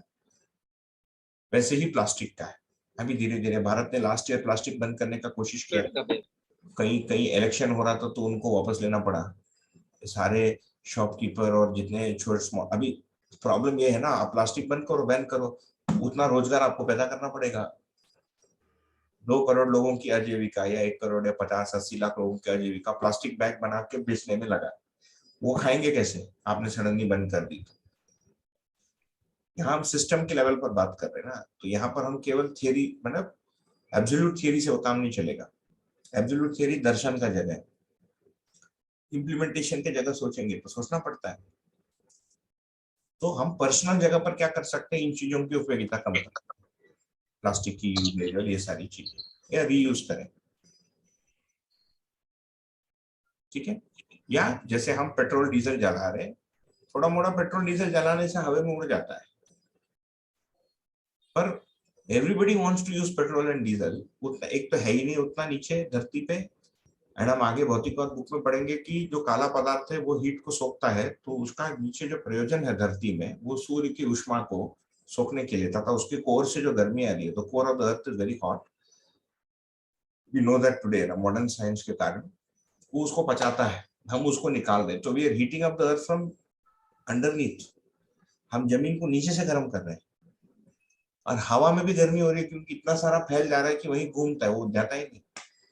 पुणे में अभी मैं पहली बार विंटर में देखा कि हेज था, पोल्यूशन था, जो ऊपर उड़ ही नहीं रहा है, तो मन करता है यहां से भाग जाऊं इस शहर से।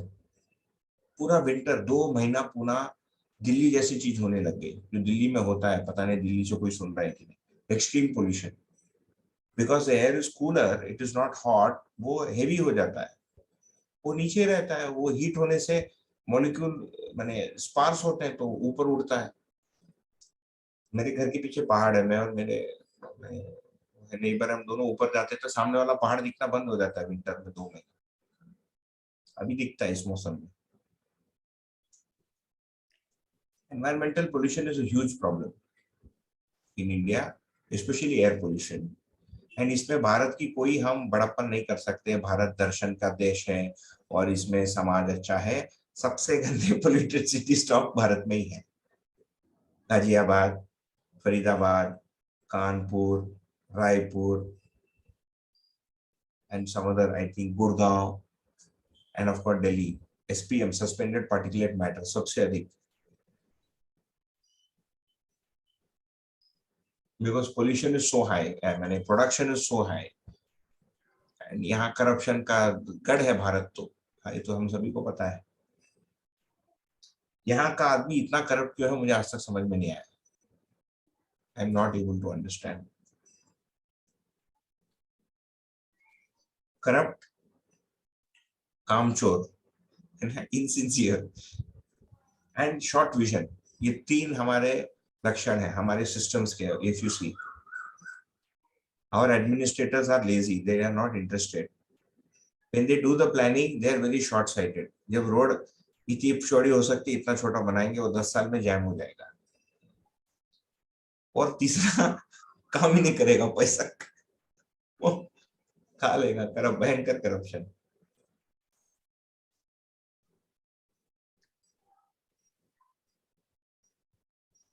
मद्रास का रेलवे स्टेशन 120 वर्ष पुराना है, ब्रिटिश का डिजाइन किया, आज का ट्रैफिक लेता है।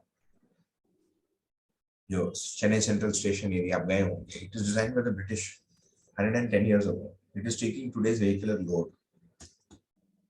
वहाँ का mount road is called 100 feet road. So 150 years old. हमारे घर के सामने पूना का बाईपास बना, मैं जब छोटा था, मेरे बड़े होते होते वो चौक हो गया पूरा, उसमें भी जैम लगती है। तो विजन नहीं है। तो भारत की एक विशेष प्रॉब्लम है ये पोल्यूशन, ये हमको स्वीकारना पड़ेगा। विश्व का तो प्रॉब्लम है ही, बट इसमें we can not point fingers outside. हमारे यहाँ रूल्स को हम ब्रेक करते हैं, है ना, तो pollution is a big problem. Personal basis पे हम क्या कर सकते हैं सोचना पड़ेगा। तो you can, if you can afford it, by electric 2-wheeler, but that has its own problems. वो बोलते हैं कि उसमें जो लिथियम बैटरी यूज करती है, उसको लिए मंगोलिया की बैंड बज रही है। If you read upon lithium mining, Mongolia की जो कैपिटल है, it is a place called Ulaanbaatar. The most polluted city in the world. बेचारे वहां कुछ नहीं था, पूरी दुनिया को लिथियम चाहिए था इलेक्ट्रिक कार के लिए, टेस्ला को भी, ओला को भी, सबको भी वो लिथियम वहीं से मिलता है। तो ह्यूमंस के सिस्टम्स के जो प्रॉब्लम्स है उसके लिए practical solutions are not easy to come by. जो थियोरेटिकल हमारी स्वीकृति है, that is very easy, pollution नहीं होना चाहिए, ये हमको स्वीकारना है। फिर उसके अनुरूप टेक्नोलॉजी को डेवलप करना। केवल खेती करने से ठीक नहीं होगा मामला, टेक्नोलॉजी पर भी काम करना ही होगा। Other problem is resource depletion and क्षरण। इसका बहुत सिंपल डेफिनेशन है, वस्तु जिस गति से प्रकृति में पैदा हो रही है उससे अधिक गति में हम उपयोग कर ले रहे हैं। जैसे कोयला मिलियंस ऑफ इयर्स में बना, हम जिस गति से कोयला निकाल रहे हैं खत्म हो जाएगा, है ना।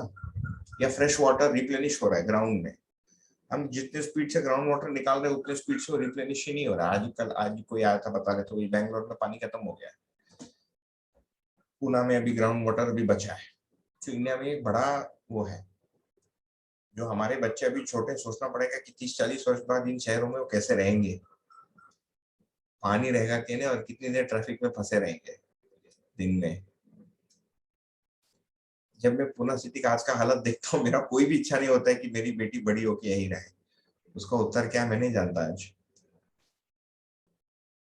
But Indian cities are very crucial, बहुत ही crisis, because of poor planning, very rapid urbanization, rapid consumption, and massive explosion in population. All three problems at the same time. And poor quality checks, environmental control. एक ये है। तो resource depletion is a problem. पानी, कोयला, पेड़, है ना, हमको फर्नीचर चाहिए। जिस रेट से पेड़ बढ़ रहा है उससे 5 गुना, 10 गुना, 1000 गुना रेट से यदि हम काटेंगे तो नहीं मिलेगा। तो ये सारी सोचने की चीजें हैं। अभी जैसे पेपर है तो लोग बैम्बू से पेपर बना ले रहे हैं, बैम्बू से, क्योंकि it's a fast going grass, grows easily, very robust, तो बैम्बू का फर्नीचर ये सब आने लग गया है ना। दूसरा है कि over production is a problem. जैसे कपड़ा, आप किसी भी भारतीय सिटी या छोटे टाउन में कहीं भी घूमने जाओ, वो रोड पे कपड़े का दुकान, खाने का दुकान, कपड़े का दुकान, खाने का दुकान, इतना कपड़ा। और उसको हमने समृद्धि वाले चर्चा में शरीर की आवश्यकता, जीवन या मानसिक आवश्यकता में हमने थोड़ा सा डील किया कि कितने की आवश्यकता है। वैसे ही गाड़ी, सुविधा, इसका उत्पादन यदि आज के दिन देखें तो आवश्यकता से कई गुना अधिक है, खरीदने के लिए आदमी नहीं है। तो ये थियोरेटिकल प्रॉब्लम है। प्रैक्टिकली यदि देखेंगे तो there are so many mouths to feed, कि यदि आप कपड़ा नहीं खरीदेंगे, कपड़ा बनाने वाले का घर नहीं चलेगा। So it's a social issue, it's a problem of economics. But issue ये है, and of course loss of species, एक बड़ा क्राइसिस है ना। एक बड़ा प्रॉब्लम है बीज परंपरा का खत्म होना। जैसे बोलते हैं कि भारत से देशी जो सूरजमुखी है, सनफ्लावर का बीज लगभग खत्म हो गया है, very hard to find. Somebody I know tried to source it, उनको कहीं मिल ही नहीं रहा था भारत में। वैसे ही देशी कपास, कॉटन का बीज very difficult to find. Of course इनकी प्रोडक्शन कम थी इसीलिए इनको बचाया नहीं गया, बट वैसे ही देशी धान का बीज लोग बताते 6000 वैरायटी था धान का भारत में, अभी मुश्किल से 100-150 मिलता है। लोग राइस बैंक बनाते हैं और ये सब चर्चाएं हैं, आप सुने होंगे या पढ़ेंगे इसके बारे में, है ना। बट बीज का ही परंपरा बनता है, जो बीज नहीं है उसका परंपरा नहीं बनता। इसीलिए अगली पीढ़ी के लिए प्राकृतिक जो ऐश्वर्य है ये हम छोड़ के नहीं जा पा रहे। So there may be no tigers left in the wild because somebody in China wants to make a medicine out of it, या यहाँ पर कोई हंट करना चाहता है, उसको बेच के पैसा कमाना चाहता है, तो फिर जू में ही दिखेगा। ये सारी प्रॉब्लम्स हैं। I will not get into detail, क्योंकि ये सब बहुत प्रचलन में भी चर्चा में आ गई है ना, न्यूज में आ जाता है, इधर देखिए आता है।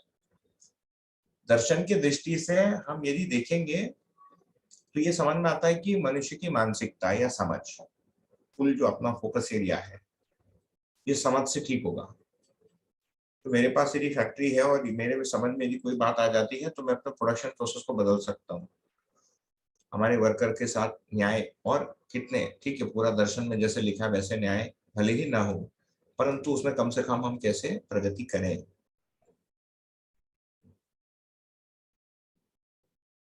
तो ये लास्ट में एक लाइन लिखा है कि सुविधा और बैंक बैलेंस ये उत्पादन का स्रोत नहीं है। हमने घर और 4 कुर्सी और है ना 2 करोड़ रुपए के शेयर छोड़ गए बच्चे के लिए, ये कोई संपत्ति नहीं है। ये तो उसको बचा के रखेगा, उसका जान बचाएगा, but it is not a source of उत्पादन, नहीं तृप्ति का सोर्स है। बैंक बैलेंस से तृप्ति नहीं होती, ये 100% ट्रूथ है। सुरक्षा का भाव हो सकता है, तृप्ति नहीं होती। तो जब उत्पादन करके जो एक एक भी मूंगफली निकलता है उसको देख के जो मजा आता है वो बैंक बैलेंस से नहीं आता है। या हमने हाथ से कुछ बनाया उसका जो सुख है वो बैंक बैलेंस से नहीं है। उसकी चर्चा हम आगे करेंगे जब अध्ययन वगैरह में जाएंगे। तो समस्याओं का कारण यदि देखेंगे, we have over 15 minutes. Number 1 शरण, एक तो आवश्यकताओं को नहीं पहचानना, है ना। तो शरण क्यों हो रहा है? क्योंकि हम लाभ की दृष्टि से, लाभ उन्माद से, तो हमारी आवश्यकताएं, जीवन की जो अक्षय आवश्यकता है, निरंतर आवश्यकताएं हैं, ये हम सीमित भौतिक रासायनिक वस्तु से पूरा करने जा रहे हैं। सिंपल मैथमेटिक्स है ये। एक तरफ इंफिनिटी है, दूसरी तरफ लिमिटेड ऑब्जेक्ट है, तो पूरा हो ही नहीं सकता। इसको लोगों ने पहले भी पहचाना है। लोग बोल कर गए, there is enough on the earth for everyone's need but not everyone's greed. वो ग्रीड किधर है? वृत्ति की क्रिया में, या हमारे अंदर वृत्ति की क्रिया में। तो हमारे अंदर वो ग्रीड को हम कैसे देख पाए, है ना, समाज में उसको कैसे देख पाए, शिक्षा में ग्रीड से, लाभ से एक बच्चा 15 साल में कैसे उभर पाए, ये शिक्षा का लक्ष्य बनेगा। एक शिक्षा का लक्ष्य बनेगा कि प्रिय हित लाभ की जगह न्याय धर्म सत्य के पक्ष में एक लड़का हो जाए। जागृति हो न हो एक अलग मुद्दा है, but ultimately start designing these things, ये एक बड़ा चीज शिक्षा। दूसरा प्रदूषण, है ना। प्रदूषण इसीलिए हो रहा है क्योंकि हम किस रेट से प्रकृति चीजों को वापस ले सकती है इसको नहीं पहचान पाए, क्योंकि वी आर ब्लाइंडेड। एंड इसका एक अच्छा एग्जांपल ये है कि जैसे at the height of the cold war, and this is a commonly coated example, तुमको पता भी है ये, अमेरिका एंड रशिया मिलके they played a numbers game कि किसके पास अधिक न्यूक्लियर वेपन है। And much many years later जब उसको डिफ्यूज करने की बात आई एंड वेपन्स ट्रीटी साइन की गई और बहुत सारे वॉरहेड्स को डिस्ट्रॉय किया गया, I think America destroyed some 2500 nuclear warheads, they found that they had over produced 4 times. मतलब 1/4 में पूरा धरती खत्म हो जाता और उसका 4 गुना करके बैठे थे। मतलब वो यूज करने की जगह ही नहीं थी धरती पे। तो production for the sake of production हो गया था, even something like nuclear weapons done by very smart people. इससे हमको ये समझ में आता है कि जीवन काम कैसे करता है। Intelligence does not mean wisdom, है ना, विवेक नहीं है इंटेलिजेंस। तो ये वाली चीज हमको यहाँ पर हम समझ सकते हैं, है ना। और गरीबी में यदि देखेंगे तो मानव का संबंध नहीं देख पाना, ये इकोनॉमिक्स का प्रॉब्लम जो है गरीबी। हम संचय करके देखते हैं, देना नहीं चाहते हैं। अभी भी वो सब स्टैटिस्टिक्स मिल जाता है। टॉप 10 या 25% of the richest people in the world, उनके पास जो नोशनल वेल्थ है it is equal to the bottom 25% of the countries combined. 25 आदमी के पास 25% ऑफ द कंट्रीज, 25 कंट्रीज से अधिक वेल्थ है in dollar terms. That doesn't make sense, है ना। इसका मतलब है कि वेल्थ का ओनरशिप एक मानसिक साइकोलॉजिकल चीज हो गया, रादर देन अ भौतिक वस्तु, जहां से पैसे का शुरुआत भौतिक वस्तु के कन्वर्जन फैक्टर के रूप में शुरू हुआ। एंड नाउ मनी एक साइकोलॉजिकल मैंने वस्तु बन गया है, which has become an object of desire। और अभी के पैसे से कम कोई इनहेरेंट वैल्यू, अभी बोलते हैं कि उसमें इनहेरेंट वैल्यू है मनी में। अभी एक बिटकॉइन आ गया, वो क्या है भगवान जाने, किसी को नहीं समझ में आता है।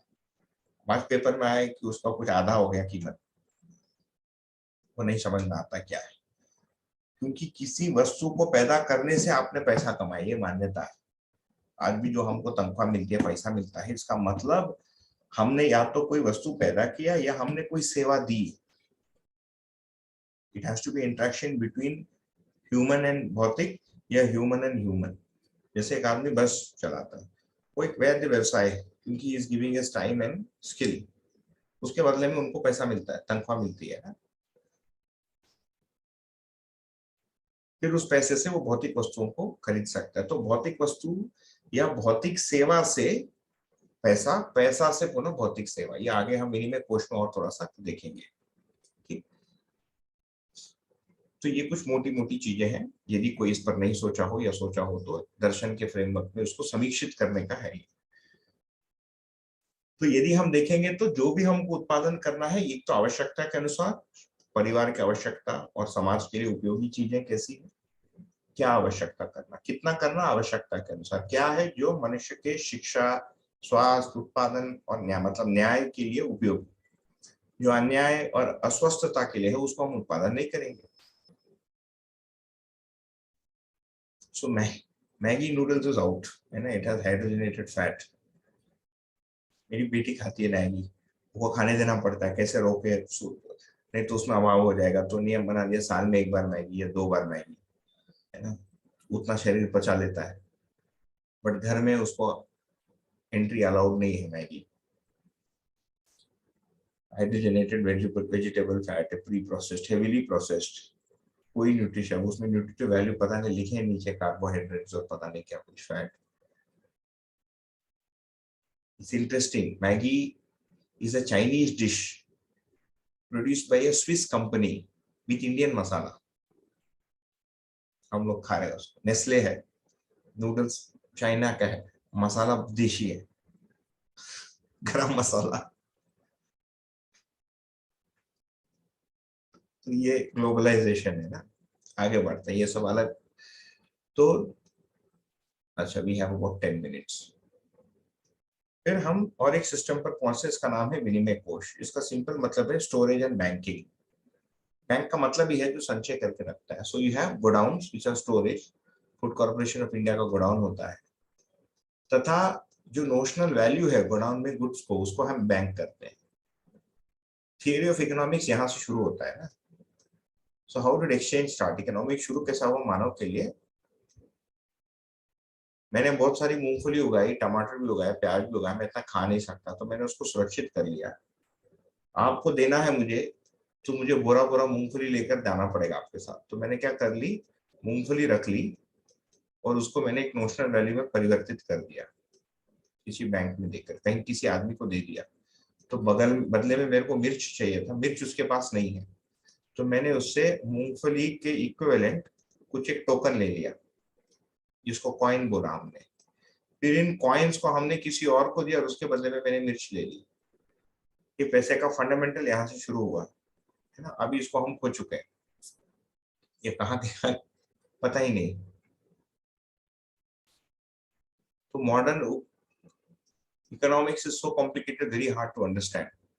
सो इवन इकोनॉमिस्ट डोंट नो। अभी जैसे रिसेशन की बात चल रही है भारत में, nobody knows. Reserve Bank of India has increase the lending rate, इससे इन्फ्लेशन काबू होगा, तो मार्केट्स गिर गए, स्टॉक मार्केट, फ्यूचर्स, ऑप्शंस, है ना। तो लोग फ्यूचर के रेट पे आज के दिन बेटिंग करते हैं, तो it has become a betting game. Psychology हो गया पैसा from a means for exchange of goods. तो विनिमय कोष में यदि देखेंगे, विनिमय का मतलब क्या हो गया, आवश्यकता पूर्ति के बाद उत्पादित वस्तुओं का आदान प्रदान। क्यों? परस्पर पूरकता के अर्थ में, लाभ कमाने के अर्थ में नहीं। तो दूसरे मानव के साथ, बिकॉज रिमेंबर ये सब किसी समझ पर आधारित है, नहीं तो ये आपको आइडियलिस्टिक लगेगा, है भी आइडियलिस्टिक, ये फ्यूचरिस्टिक लगेगा। तो मेरे में एक स्वीकृति या समझ के साथ मैं जब उत्पादन करता हूं, उसके बाद फिर आपके परिवार का वो उपयोग हो जाए, तो in a very simple barter system मैंने मूंगफली और प्याज को आदान प्रदान कर लिया। In a slightly more complex system मुझे कोई इंस्ट्रूमेंट चाहिए दर्शन में, उसका नाम है श्रम मूल्य। जैसे आज पैसा एक मूल्य हो गया है। You can also think of money as points, 1 point, 500 points आप दे रहे हैं किसी को, तो आपको 500 points की इक्विवेलेंट की वस्तु मिलती है। आज के दिन तो पैसा दिखना बंद भी हो गया, इलेक्ट्रॉनिक ही होता। पुणे में I think even small traders में लगभग half the transaction is electronic, वो दिखता ही नहीं है। When you scan and pay or you give your card, you don't, it's notional. Somewhere in your bank, some impression, some change happened. So there is no transaction of money. It was never printed. क्या वो print हुआ है, कहीं घूम रहा है? Hard to understand. Governor को ही पूछना पड़ेगा, रिजर्व बैंक ऑफ इंडिया के। जितना करेंसी सर्कुलेशन में है, क्या जो इलेक्ट्रॉनिक ट्रांजैक्शन है उसके अनुपात में है कि नहीं, it's a question for economics, उसको छोड़ देते हैं। बट ये विनिमय कोष आवश्यकता पूर्ति के बाद उत्पादित वस्तुओं का संचय, तो मैं उसको संचित करके रख लूंगा, संग्रहित करके रख लूंगा। अगेन स्टोरेज विनिमय में परस्पर पूरकता के अर्थ में है, दूसरे परिवार को देने के अर्थ में, नॉट फॉर। अभी लोग क्या करते हैं, होर्डिंग बोलते हैं उसको, ट्रेडर्स। प्याज का जब रेट नीचे गिर जाता है तो बहुत सारा रख लेते हैं, जब बढ़ जाता है तो बेचेंगे। वो तो फिर भी ठीक है कि आपने स्टोर किया। कई जगह जानबूझकर प्याज के रेट्स को जैकअप किया जाता है व्यापारियों द्वारा। कैसे करते हैं, वो कार्टेल होता है इनका, वो कार्टेलाइजेशन होता है, तो भीड़ जमा के मार्केट से प्याज को गायब कर देगी तो रेट बढ़ेगी, डिमांड बढ़ेगी तो रेट बढ़ेगी, फिर हाई रेट में उनको बेचने मिलता है। सो कॉमन टेक्निक एम्प्लॉयड अभी के कोष और विनिमय सिस्टम में। अभी हमारे storages are big, godowns government के and private godowns, cold storage facilities इत्यादि, भोजन के, कपड़ा वपड़ा का बड़ा स्टोरेज होता है। बैंकिंग सिस्टम ऑफ कोर्स अलग है। अभी विनिमय का सिस्टम बैंकिंग सिस्टम के थ्रू है और वो रिजर्व बैंक ऑफ इंडिया के थ्रू गवर्न है। तो आज के दिन इसमें सिस्टम में देखेंगे तो प्रॉब्लम क्या है, लाभ उन्माद। क्यों? क्योंकि जीवन की आवश्यकता निरंतर है और उसको हम वस्तुओं से भरने की आवश्यकता प्रयत्न करते हैं, और वस्तु मिलेगा पैसे से, है ना। तो पैसे से हम फिर भय को भी दूर करने का प्रयत्न करते हैं, वो होता नहीं। थोड़े हद तक सुरक्षित महसूस हो सकते हैं, बट एंजाइटी दूर नहीं होता बाय हैविंग मनी। ये पक्की बात है, ये मेरे द्वारा देखा हुआ बात है, आपने भी देखा होगा। पैसा होने मात्र से एंजाइटी चले गया, ये नहीं होता है, बना ही रहता है, क्या होगा पता नहीं। और आजकल तो वो पेपर आपको जिन्हें भी नहीं था, पेपर खोलो सेंसेक्स टैंक्स, यदि आपका पैसा वो सेंसेक्स में आप गया, आपका रात का नींद गया क्योंकि 12 लाख रुपए आपके आज उड़ गए, 50 लाख पूरा उड़ गया। तो ये चीज है ना। तो अभी के सिस्टम स्पेशली विनिमय वाला तो बहुत ही कॉम्प्लेक्स हो गया है। तो इसमें एक चर्चा है जो हमको करना चाहिए मूल्य और कीमत की, but we only have 5 minutes, तो उसको मैं प्रारंभ नहीं करूंगा, इसको हम नेक्स्ट सैटरडे करेंगे। इसको इसी क्रम में हम पूरा करेंगे क्योंकि ये कुछ व्यवहारिक बातें हैं जो आज के सिनेरियो से जोड़ के हम बात करेंगे। जैसे मैंने पूर्व में भी कहा, इसके तुरंत बाद हम दर्शन के पुस्तकों के पठन में जाएंगे, तो उसमें चर्चा फिर थ्योरेटिकल हो जाएगी। दर्शन में जो अवधारणाएं दिए हैं या परिभाषा दिए हैं उनको समझ के करने का हम प्रयत्न करेंगे। हमारे लिए अच्छी बात यह है क्योंकि हमारे पास कोई hard and fast end date नहीं है, हम इसको अपने गति के अनुसार ले सकते हैं। We can spend as much time discussing any topic as needed. ये बैंकिंग सिस्टम, तो आज के दिन if you are a banker, आप बेसिकली इसमें हो, आप चार्टर्ड अकाउंटेंट है तो आप इसमें हो, बैंकिंग सिस्टम में। और कुछ लोग स्टोरेज में काम करते हैं, अभी तो डेटा स्टोरेज हो गया, कुछ लोग डेटा स्टोरेज में काम करते होंगे। जैसे ये यूट्यूब में जाएगा ये वीडियो, वो डेटा स्टोर हो रहा है। पता था यूट्यूब में वीडियो का इतना ये भी सोचना पड़ेगा, यूट्यूब भी सोचना पड़ेगा। देखिए किसी का बर्थडे हुआ, उसने यूट्यूब पे वीडियो डाल दी, और वो फिर कब खोल के देखा भगवान जाने, उसके लिए एक सर्वर फार्म बना हुआ है, वो इतना गर्म हो गया और उसकी कूलिंग की आवश्यकता इतनी बड़ी हो गई कि गूगल ने अभी अंडर वाटर सर्वर फार्म बना ली ताकि कूलिंग की मैंने एक्सपेंस कम हो जाए। कुछ तो लिखा था इंटरनेट मतलब स्टोरेज के लिए विश्व में जितना, या बिटकॉइन और ये सब को मेंटेन करने के लिए जितना एनर्जी 3 और 4% of the world energy utilisation. World we live in is not simple, है ना। जो हमारा कंजम्पशन का और ट्रेडिंग का जो world, it is very complex. हमारा psychological world is also very complex. हमारे रिलेशनशिप्स, हमारी एंजाइटीज, हमारी फियर्स, हमारे प्रोडक्शन सिस्टम्स, हमारा exchange systems, trading systems, highly complex. विनिमय कोष is a banking and storage system. तो इस पर हम और थोड़ा चर्चा I will start on Saturday, because ये पूरे में अपने टॉपिक है उपयोगिता एंड मैंने उपभोग मूल्य तथा उपयोगिता मूल्य या उपयोगिता मूल्य एंड कीमत, which is an important discussion। तो इसको हम नेक्स्ट सैटरडे करेंगे, ठीक है ना। एंड इन मिडवीक यदि किसी का कोई क्वेरी है बेस्ड ऑन जो हमने आज चर्चा किया, प्लीज फील फ्री, आप उस ग्रुप में, आप टेक्स्ट में आप क्वेरी डाल सकते हो, उसको मैं मैं कर दूंगा। मैं आपको ये भी कहना चाह रहा था कि ये परिचय शिविर का क्रम केवल मैं ही ले रहा हूँ, बिकॉज एक ही व्यक्ति लेने से इसकी कंसिस्टेंसी बनी रहेगी। जैसे हम आगे अध्ययन वाले में जाएंगे तो हमारे ग्रुप से और 3-4 लोग आवश्यकता अनुसार इसको अलग अलग पुस्तकों या अलग अलग टॉपिक्स को लेते जाएंगे, ठीक है ना। पुस्तक पढ़ने का क्रम विल बी डिफरेंट, ग्राह्यता के अनुसार हम इसको करेंगे। वी विल मतलब उसको हम अनाउंस करेंगे थोड़े दिनों में। ठीक, रोक ले हम लोग, नेक्स्ट सैटरडे मिलते हैं। आज भैया बहुत बढ़िया था सेशन, अच्छा लगा जी। ठीक ठीक है भैया सर। थैंक यू भैया। ठीक है भैया। थैंक यू भैया। बहुत बहुत धन्यवाद भैया। Thank you. थैंक यू भैया, थैंक यू भैया, नमस्ते। बाय। आप लोग भी बने रहे इसके लिए थैंक यू।